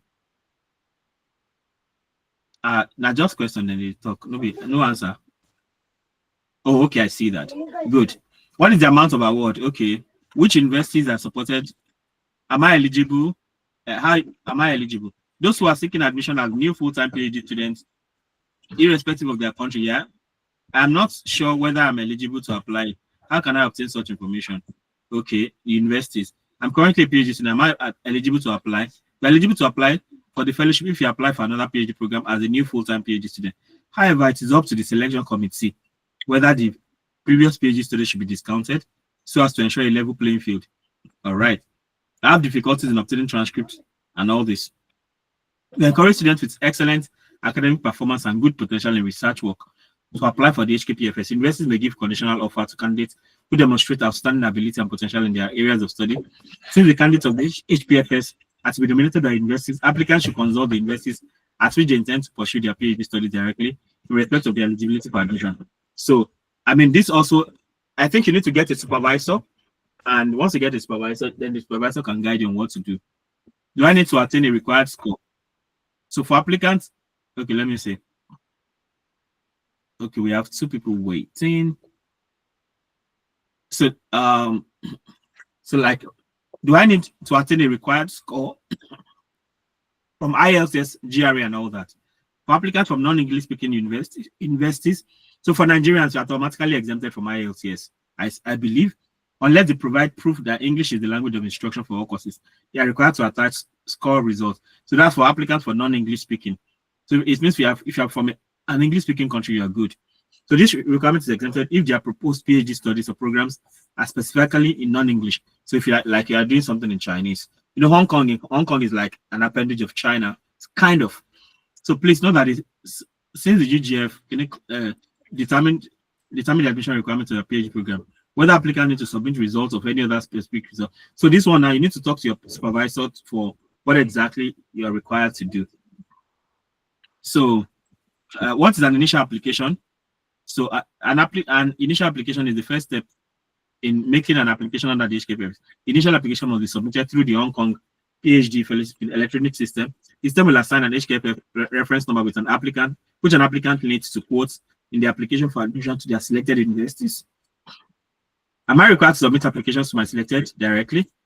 Yes, please ensure that you have attained. So, I mean, if you're interested in this, and you're in engineering, you're in environment, or you study chemistry and things like that, this is for you. Okay, let me look at the next person. Matthew Seveho. I know we've had a bit of interaction. What can we consider today, sir? Yes, sir. Thank you very much for this session. Can you hear me, sir? Yes, sure. All right, thank you. My question is about the last information. This Hong Kong PhD fellowship. Okay. You said people that are in environmental engineering. Are you saying environmental sciences like biology or chemistry? I want you to be very specific. And my second question is, okay, I can see you are emphasizing the issue of CGPA. Extremely important. Okay, is it because of scholarship or generally for admission? Is it that if my CGPA is not 4 points or is not a very big one, I won't be given admission? Or if whatever the CGPA is, I'll still have my admission, but there won't be scholarship. I want clarity in that aspect. Thank you, sir. Excellent questions. First of all, for the Hong Kong, right, I kept emphasizing engineering. So engineering like electrical engineering, civil engineering, mechanical engineering, anything engineering.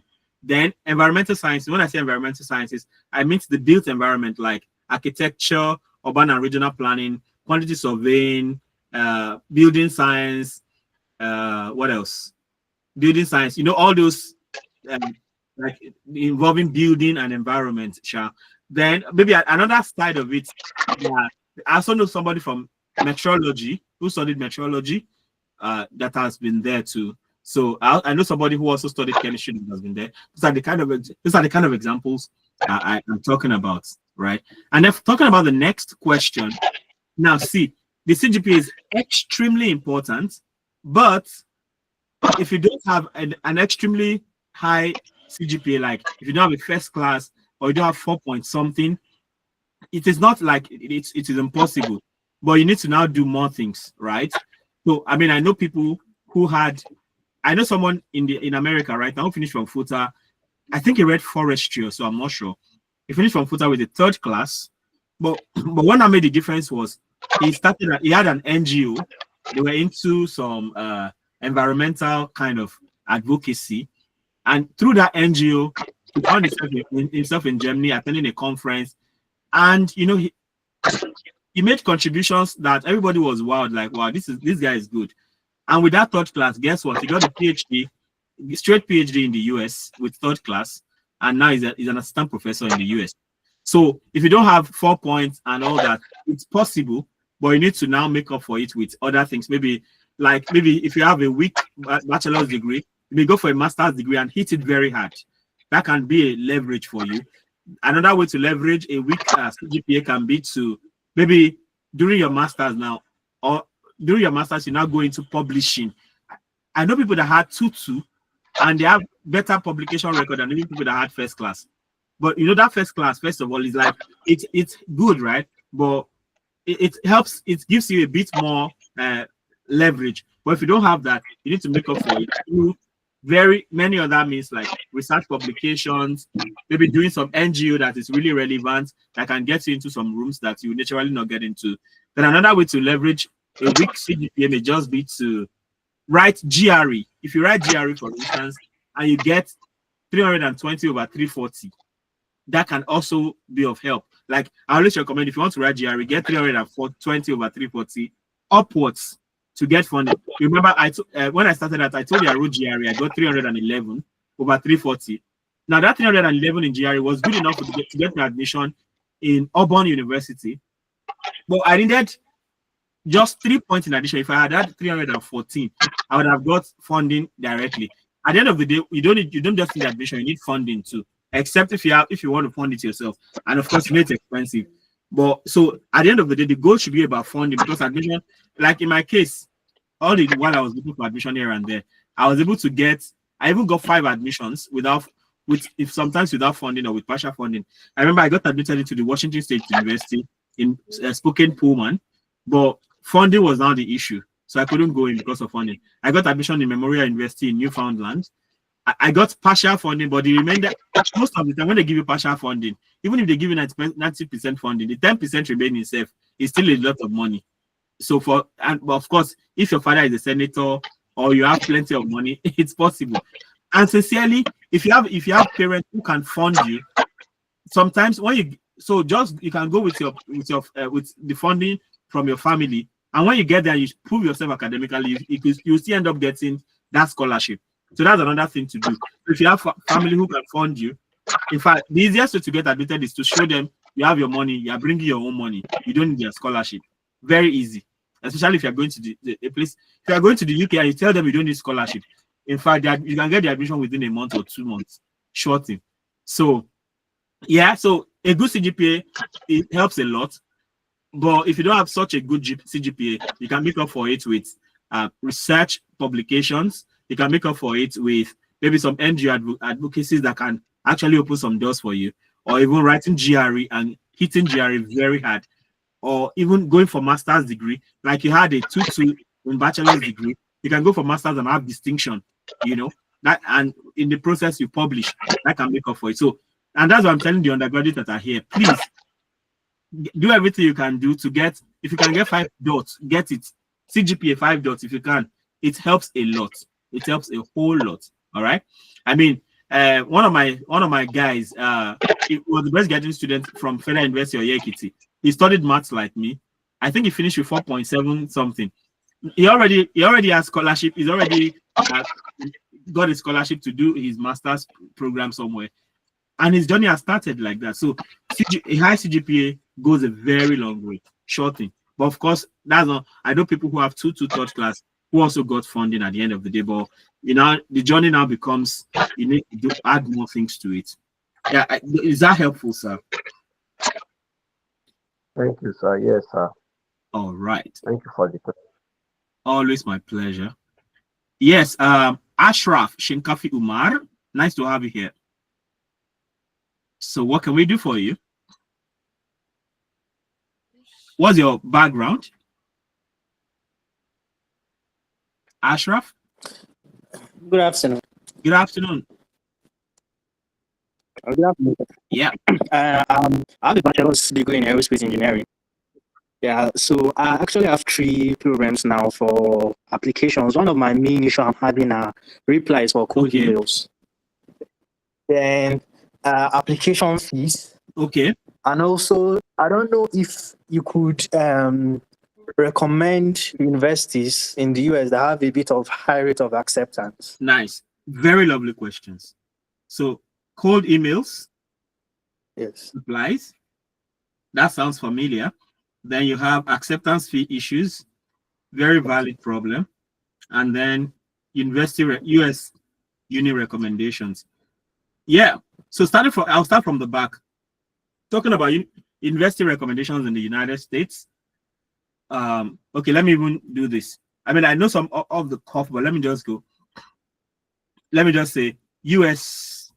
So get ready to take your pen and write, or maybe take a screenshot. US universities with high acceptance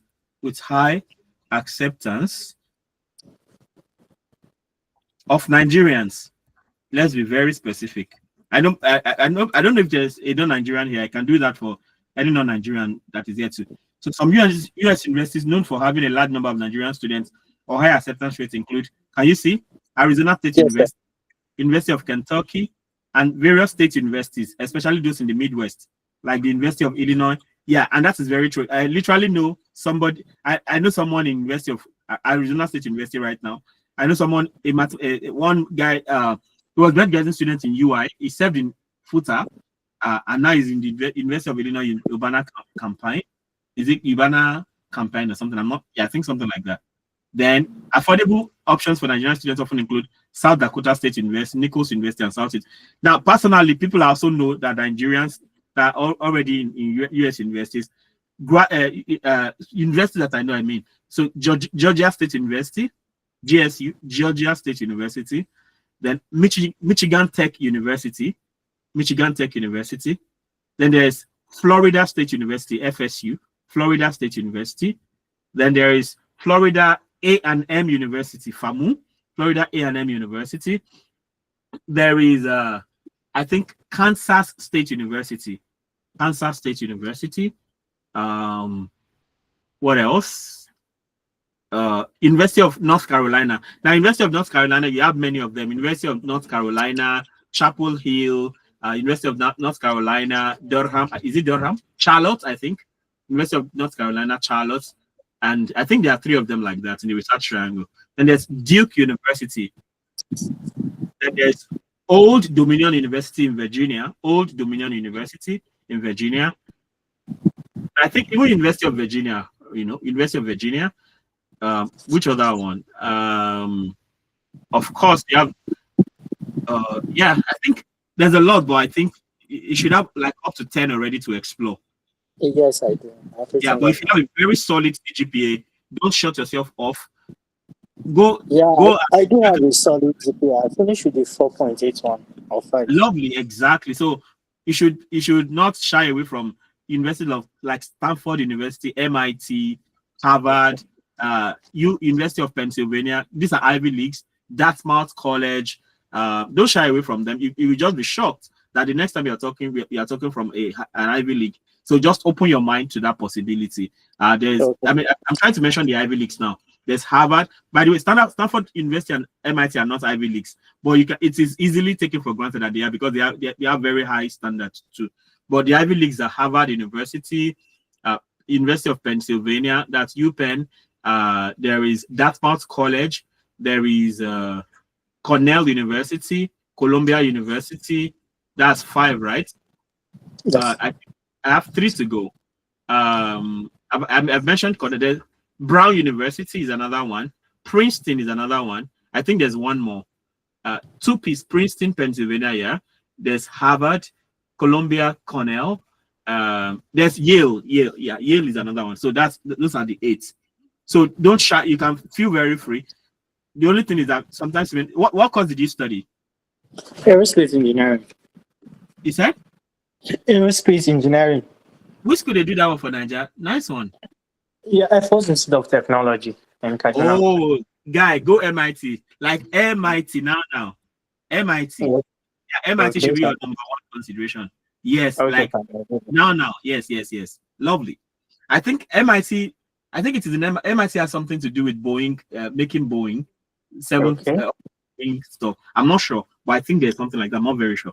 So, guy, MIT is your number 1. Should be on your top list. All right. Okay. So when you finally get there, have a friend to connect to. Is a professor there, and if you need something, feel very free to reach me. Okay, I will do that. Yeah. So talking about so now acceptance fee. Before you came in, I already talked about acceptance fee. Now, one way to avoid acceptance fee is you can look for schools that don't need acceptance fee. Are you in the scholarship group on WhatsApp? The opportunity. Yes, I am. You know, sometimes people share information there about schools that waive acceptance fee. Do you see? If you still check, when did you join? Did you join recently? I joined like I think 2 months ago. Okay. Maybe I can try to look for. I know a couple of times people share information about universities that are waiving acceptance fee. Now, another way to avoid acceptance fee is this is active period for application, September to December. In the US, it doesn't mean that there are no application outside of this range, but it's like the most active time. So some universities, they have like open week. So in the open week, they can organize like a webinar. I think we saw that for MIT the other time when I was exploring MIT with someone. So they have this, what is it called now? So they have open forum. Maybe they have like a Zoom meeting. So in that meeting, anybody who attends the meeting, they can automatically give you a waiver. Okay. You know, and within a given period of time. So you should be exploring those kind of things. So if you're like now you're interested in MIT, you can check out something like MIT free waiver or something like that. So just anything that comes to you, just Google it. So that's one thing. And another way to take care of acceptance fees. Did you apply for Michael Taiwo scholarship? Yeah, I did, but I was not picked. Okay. Apart from Michael Taiwo, there's also ISI. Did you apply for ISI? No, I didn't. Oh, if you can Google ISI and check. I think ISI does what Michael Taiwo also does, I think. So once you get picked, they pay your application fee to a number of schools. They even pay for you to write your GRE and ELTS if you need to. You know, this would have been, and for you, if you, I'm sure if you apply again next year, you might just be picked. Or why do you think you are not picked? They said they used to send a general message. There's a bit of high competition, and there's competition. Yeah. People they vex 4.95, 4.92. Guys, they para. Like in foot, this that is just graduating from FUTA in civil engineering department. One of my guys had 4.91, and he's not even top. I think he's not even top 5, or so. I'm not sure. Maybe he's number 6 or number 4 with 4.91. Boy, is a vex. That's why if you can have like 5 dots, please have it. And it's easier these days because of the whole AI. So you can learn more easily these days. So 5 dots should be possible. But guy, guess what? You don't have any problem at all. Just go step by step. You'll be fine, right? I will do that, sir. So that's about acceptance. Then cold emails. Shemeka, I tell you the truth. Okay. The thing is, never ever give up, because you can write 1,000 people and only 2 people may answer you. At the end of the day, you only need that one person that will give you funding, and you forget all the pain. So don't ever get tired. Or if you think there's something wrong about how you've been cold emailing, I'm sure you shouldn't have. But I mean, maybe this is where to talk about cold emailing, right? So, okay, maybe I should. Let me even allow AI speak, right? What's the best way? Okay, let me say, I'm Googling, and Google now uses AI. So give me the best cold email format for PhD admission in the US. I mean, I have my own ideas, right? But I just want to see what this one has to say. Okay, good. So here, the best cold email format for a PhD admission in the US includes a concise subject line. So like that subject line, maybe okay, I mean, we even have examples here. So a concise subject line, a personalized opening that highlights. Now, you see, this personalizing is very important. So what some people do is they do generic stuff. If you send me an email and I discover you just did a generic email that you sent to everybody, I won't take you seriously. That means you didn't put some thought into that. So that may be a problem. So you need a concise subject line, a personalized opening that highlights your specific interest in their work, a brief summary of your relevant background and skills, a clear statement of your goal, inquiring about a potential PhD position, and a call to action like requesting a brief meeting. Keep the email short, professional, and tailored to each professor to demonstrate genuine interest. So you see, tailored to each professor. So what you send to Professor Dansu, don't send it to the second Professor Dansu, right? So the subject line should be clear and concise. Make it easy for the professor to understand the email's purpose at a glance, because they have several emails. So the subject line may just be what catches their fancy. So an example should be prospective PhD student interest. So you can now write your name or interest in PhD research. What's this now? So prospective PhD interest, and then you can now put your name, Ashraf, right? Or yes, interest in PhD research and your name. Or you may not even put your name, just say prospective PhD student interest or interest in PhD research. Simple. That shows clearly what you're looking for. And for the body of the email now, your introduction, introduce yourself, state your name, your current academic status, e.g. senior, recent graduates, and current institution. That your CGPA that is high, put it there, slam it there, 4.81. No be beans. So you have like 4.81 all over 5.00. That's 90. That's in percentage. That's some people may not understand 4.81. So if you are saying 4.81, you should say 4.81 over 5.00. And in brackets, you now put 96.2%. So they know that you're close to 100%. That's 96.2%, right? Okay. So you should have something like that. Okay. So introduce yourself, state your name, current academic status, e.g. senior. Like now you have graduated, right? Like you finished from this particular school, your current institution, or maybe you just finished from AFIT. It's a bachelor's degree, right? Yes, sir. Nice. Immediately state your purpose. Don't waste time. Explain you are writing to express interest in their PhD research and to inquire about potential openings for the upcoming year. All right. So something like, my name is Ashraf, and your full name. My name is Ashraf, maybe first name and last name at least. My name is Ashraf Umar. Let me get your name right. Ashraf. Oh, okay. Ashraf Umar. Interesting. Okay. So my name is Ashraf Umar, and I'm a recent graduate at AFIT, in full. I'm writing to express my strong interest in your research on blah, blah, blah, blah. So before you can say this, it means before you start writing the professor, make sure you have read some of their papers. Like maybe I can show you how to get a professor's paper just now, since you are doing hands-on.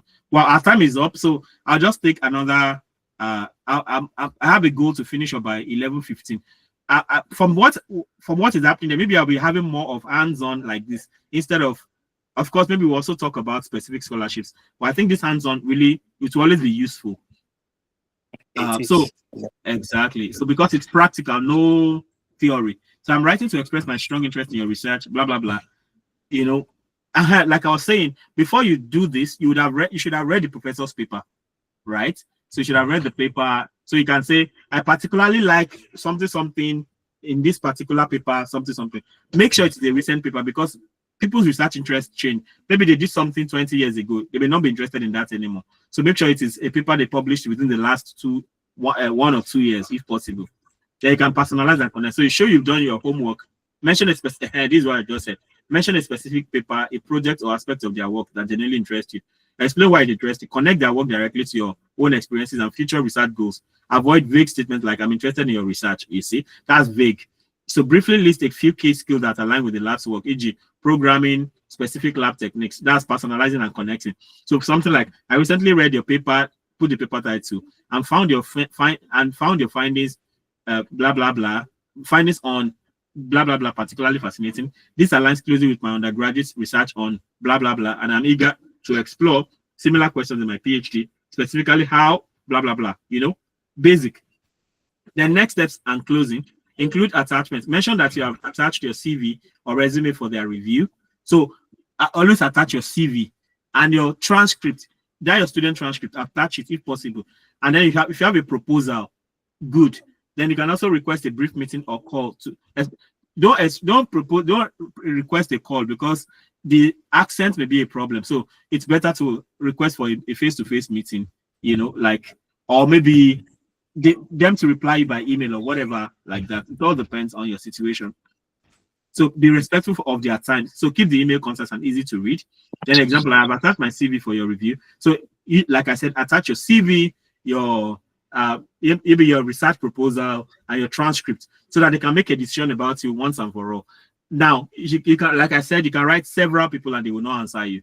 Don't be discouraged. Keep doing it. All you need at the end of the day is one person that'll be interested in you and I'll take you in, and you forget all the pains. So don't ever get discouraged. I think I've said, that's one thing I've said more than anything else.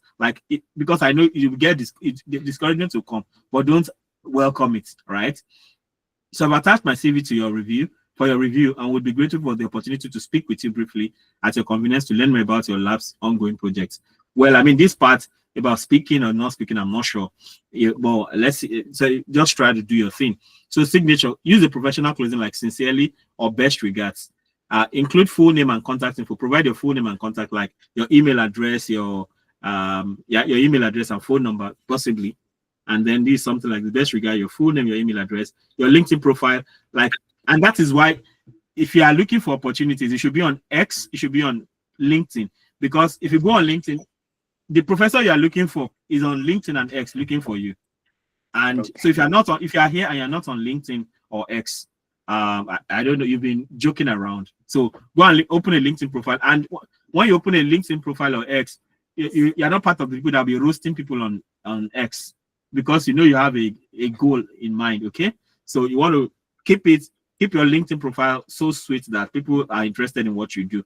All right. So I think for today, I'm sorry I won't be able to take other people. I like to wrap up at this point, except if okay, maybe let's hear every other person out. I have 9 minutes to go. Life and a 16-year-old. Interesting. What do you have something to? What would you like us to do for you? Briefly, I will not be able to go through all the whole process I've been going through, but that's fine. All right. Good afternoon, Dr. Dansu. Yeah, thank you. Yeah. So my background is in medicine and surgery. Lovely. So I'm a medical doctor interested in academia and research. Okay. So I'm actually looking forward to programs in like a master's in public health with interest in telemedicine, AI in healthcare, and digital health. So my final year bachelor's thesis was actually on telemedicine and scheduled to be published. So I just have 2 questions. Okay. So the first one is, since I've been hearing other people who have been asking questions, and mostly they seem to come from backgrounds where their degrees are classified, as they use the CGPA system. So for me, who has an unclassified bachelor's degree, I wanted to know, particularly if applying for programs in the US, I wanted to know getting a WES evaluation gives you an edge when making applications. Then, yeah, so my second question is,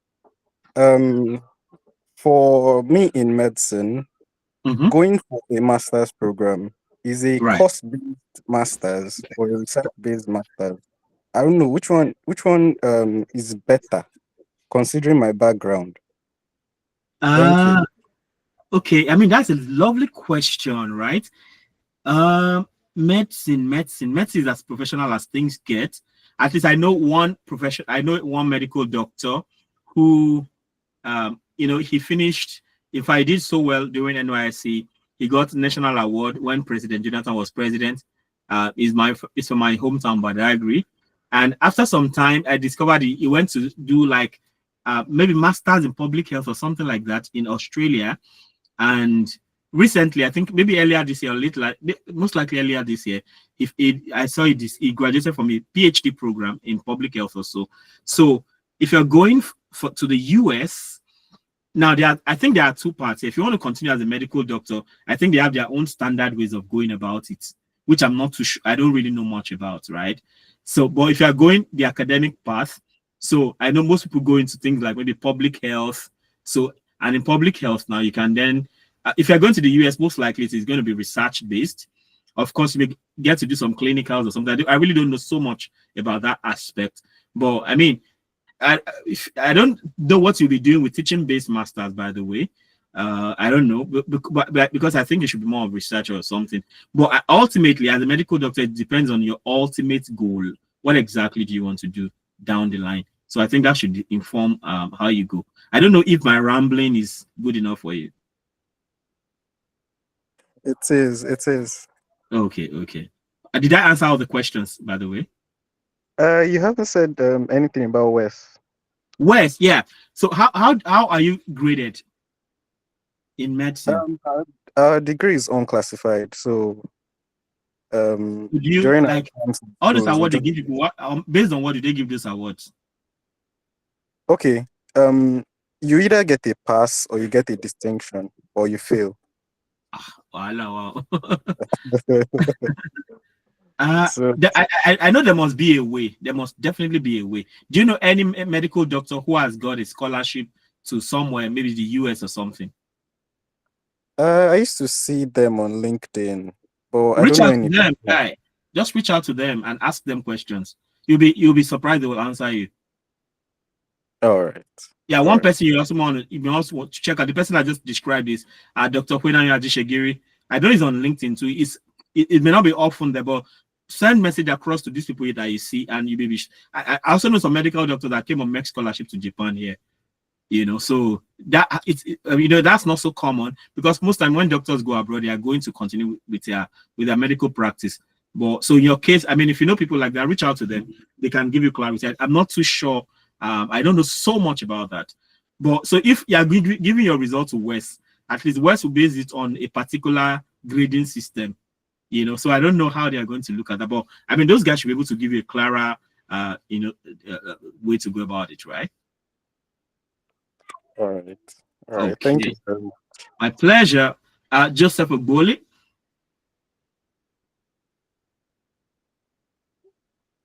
Hello, Joseph. Okay, if Joseph is not ready. Yes, I'm here, okay, sir. go ahead. Okay. All right, sure. All right. Okay, thank you so much, sir. So Yeah. my question is, I have 2 questions. So the first question is, as regarding the issue of getting recommendations. So I've made an attempt before. So I was just trying to ask, when for some of us that have few persons that we can trust for recommendations, and then we want to explore more than one opportunity at a time. Take for instance, I probably want to apply to maybe 5 institutions or even 10. Is it okay to use one recommendation for several applications? I don't know if you get that. Well, I mean, most schools will even not ask you for the recommendation. They will send an email to your recommenders directly, so that those ones can reply.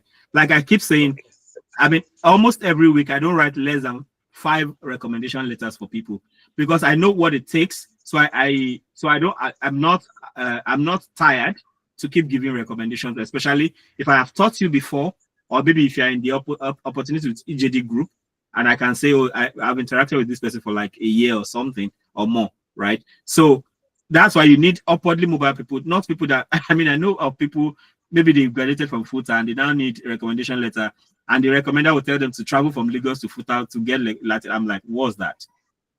So you need people who understand this whole thing. So, and that's why, most people graduate and they're now wondering. I have people coming to me to come, and we were classmates in FUTA, right? But they are telling me to go and help them talk to people. Should be in the same school where we gonna graduate from. So that's why, if you're still in school right now, build relationships with upwardly mobile lecturers in your department, across department, people you can easily reach out to when you need a recommendation letter, and they will gladly do it for you. Now, one reason why people will not gladly give you a recommendation letter, if you only show up when you need a recommendation letter, you don't even say like happy new month, happy new year. Like, there are some students of mine, they just once they start greeting me, I know you need I don't even answer them. I'll be like, you need a recommendation letter, B, and now you know say I exist. But I won't look at your bad behavior, sharp, because I know you should progress in life. So but not everybody will do that. So you should. I know there are other people like me. So you need to look for young, not necessarily young, people who are open-minded and upwardly mobile. Like in fact, some of my guys even take me for granted. They'll just say, I will just see recommendation request, but they know that I'll just send it. Some get shocked that, oh, so I didn't even tell you and you have done it. I'm like, yeah, as far as I've done it for you once, all I just need to do is edit it and send it to the new place. So you need people that will not be tired of giving you a recommendation. Like I said, people have been writing recommendation letter for the past 5 years, back to back. And I don't write less than 5 in any year. And I've been doing that consistently because I know this thing, it's an extreme sport. You have to be resilient to get it. One thing is sure, if you don't give up, something will surely give. So begin to build a relationship with sensible people that will not stress you out in giving you a recommendation letter. Does that work? Okay. All right. Thank you so much, sir. So, yes, I got all what you said. So where I was trying to emphasize on particularly was on the part of, that part of adjusting the letters. Take for instance, you mentioned when you said you have to redraft some of the time just to suit a particular maybe institution or something. So what I was trying to get is, quite all right. I have a very good relationship with my then lecturers and professors until this very moment. And so, if for instance they have drafted for me before, So in order not to I'm just considering convenience for them, right? Yes. In order not to stress them, of course, they are going to be the ones to send. They'll receive the link to send in their recommendations. But I was just trying to ask if they will have to.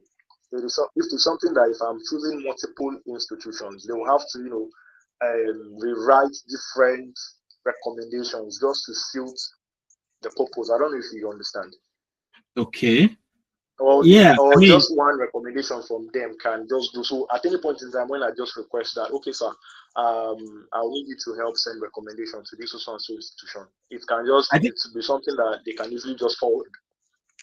Yeah, I think it depends on where you're applying to. Some places they will require you to upload the recommendation letter yourself. In that case, the recommendation. So most times, sometimes when I write recommendation, I send, especially for maybe the ones that require the student to upload themselves. So I send them both.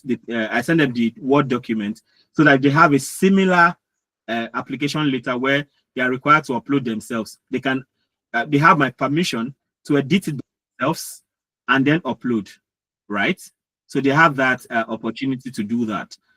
But most recommendations, they want the professor, whoever is recommending you to send it directly.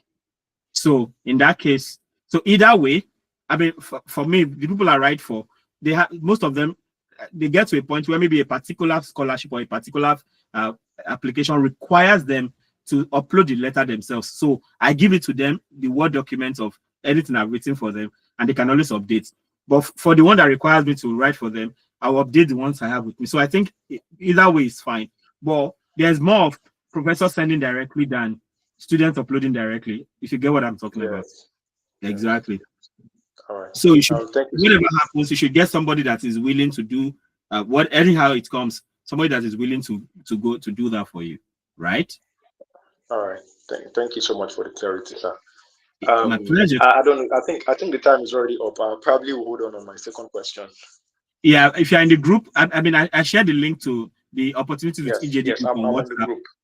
Oh, nice. And the link to my YouTube channel, because I'm going to upload this video there in case you need to watch over and over again, and for people who are not able to make it or who came late. So you can catch it on the YouTube. So feel free to subscribe to the channel. And if you want to see videos I had made on scholarships, you can check the playlist on opportunities with EJD. So everything scholarship has been there before. So okay, let me take the questions that are still left so that you know, any other question remaining can be asked in the group. Chibebuka, please go ahead. All right. Thank you. Thank you so much, sir, for your teachings. That has been a great help to me. I just wanted to mention, first of all, that I'm not on the group. I don't know how to get the link to join the group. Yeah, I shared the link in the group right now. So just click on that chat.whatsapp, HTTPS. Just click on it to take you straight to the WhatsApp group. All right, sir. So I have a background in mathematics, BTech in mathematics. So, but however, I'm currently serving in NYSC. But I've been exploring like scholarship options that I would love to apply for, right? But then I would want to hear from you, since I know you're a professional on this subject. So I just want to hear from you the best options that I should look into.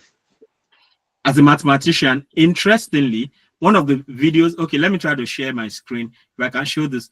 I once had a session with strictly mathematicians on opportunities they can explore as mathematicians.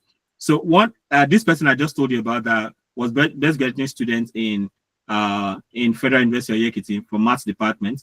I think that's David. What's his name now? David Adewe. I'm not sure I'm getting this surname right.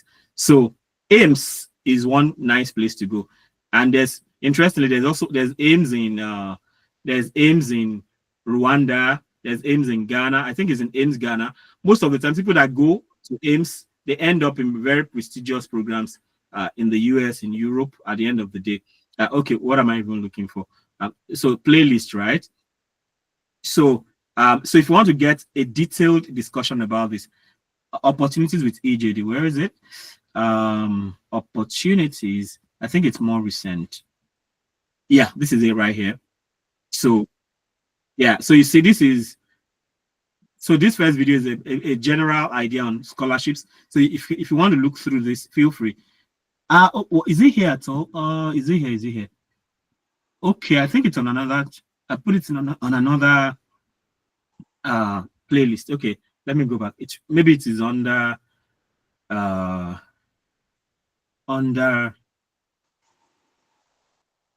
maybe another playlist. Let me check. Maybe is it EJD interviews? No. Let me see. Maybe EJD interviews. Yeah, it is this one, Dr. Jimmy's mentoring group. So these guys are strictly mathematicians. So I took them through the whole idea of aims, Erasmus Mundus, MEC scholarship, some math specific stuff. So if you want to check this out to get some ideas, okay, so I'm copying the link now. So this gives you something very comprehensive as a mathematician. So for other mathematicians and maybe even statisticians and computer scientists sometimes. So so this can be very helpful. So there's AIMS, there's Erasmus. I know a couple of mathematicians who are on the Erasmus program. There's even ICTP. ICTP, they have this PhD, maybe postgraduate diploma. And once you go to ICTP, they are so respected that you can enter many other programs having gone through ICTP, right? Does that make sense? Yes, sir. Yes, sir. So that video can help you. That was comprehensive, strictly. I was talking to mathematics graduates there. All right, my brother, Taiwo Kudaimbu. Thank you so much, Prof. You've spoken a lot. Well done. Yeah. Well done. Okay, my own is just has to do with background in biology, then MBA. Okay. So now, despite the fact that I'm still considering opportunity in Sweden, for other master's degree, I'm still trying to look for a PhD opportunity, preferably maybe in Europe, because so much restriction this time around in United States, the Trump issue. I still don't know why I know people are still getting that, offer in the United States, but I'm considering a place that is, safer, a place that, no restriction within a short period of time. You should be able to clear whatever you want to do, then go forward. So now I'm looking for opportunity in, let's say, in the Europe. So how you can just assist me in that aspect of, the background in biology, then MBA, if it's a PhD stuff, that I can, and scholarship offer too, I need that, because most of the one I've come across, they are more very expensive. So I don't know. Yeah. Yeah, I mean, the Sweden thing is cool. Maybe you want to explore. Excuse me. You want to explore. Sorry.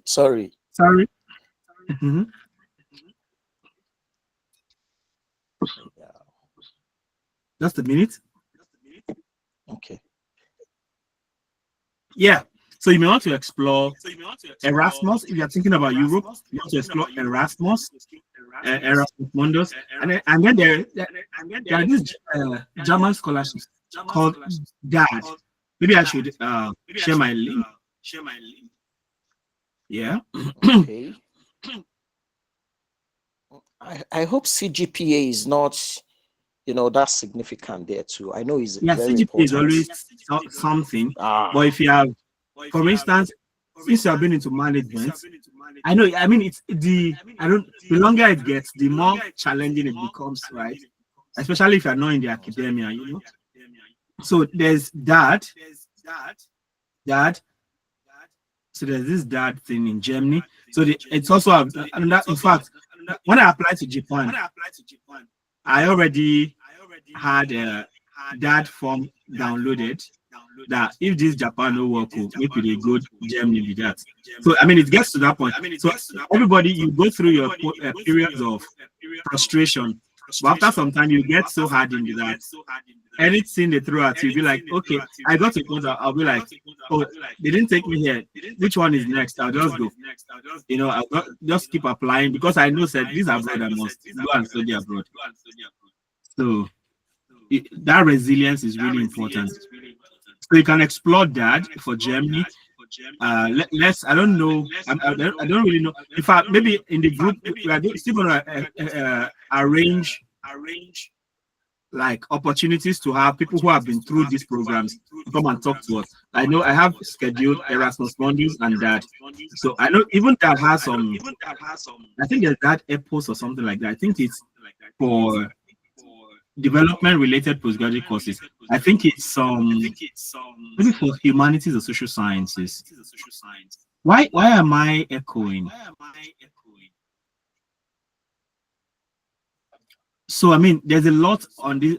That is just like next. They have a lot going on, so you can explore. You can explore that in Germany. Even everybody I've talked to before, Germany is another excellent place to do a postgraduate studies. Sure thing, right? So, so I've talked about Erasmus. I've talked about that. So you want to explore any of this.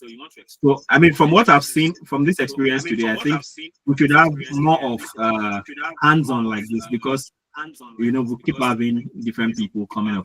Yeah, I think I want to stop at this point. Oni, if you have a question, you can ask me directly on WhatsApp later. So thus far we have come. Thanks for showing up. So if you came late, you can find the video on my YouTube link later, on my YouTube channel. So please click on the YouTube link and subscribe, hit the notification bell, and so you can get alerted as I upload the video. And you can also watch other videos I've uploaded before. So when the video is uploaded, I'm going to send an email to everybody who signed up, and I also share in the group, right, so that the conversation can continue. So thank you so much for stopping by today. Thank you. When next we're talking, I want to invite you to come and tell us your experience, how you left from frustration to landing a nice offer in your favorite place in the world. Let's do this together. Never give up, because who give up mess up. All right, bye. Thank you, Prof. Thank you so much. Bye-bye. Thanks, everybody. Wow, all the best. This is awesome. Thank you. Thank you, Prof. Thank you. Oh, okay. I want to stop this recording first. Yeah.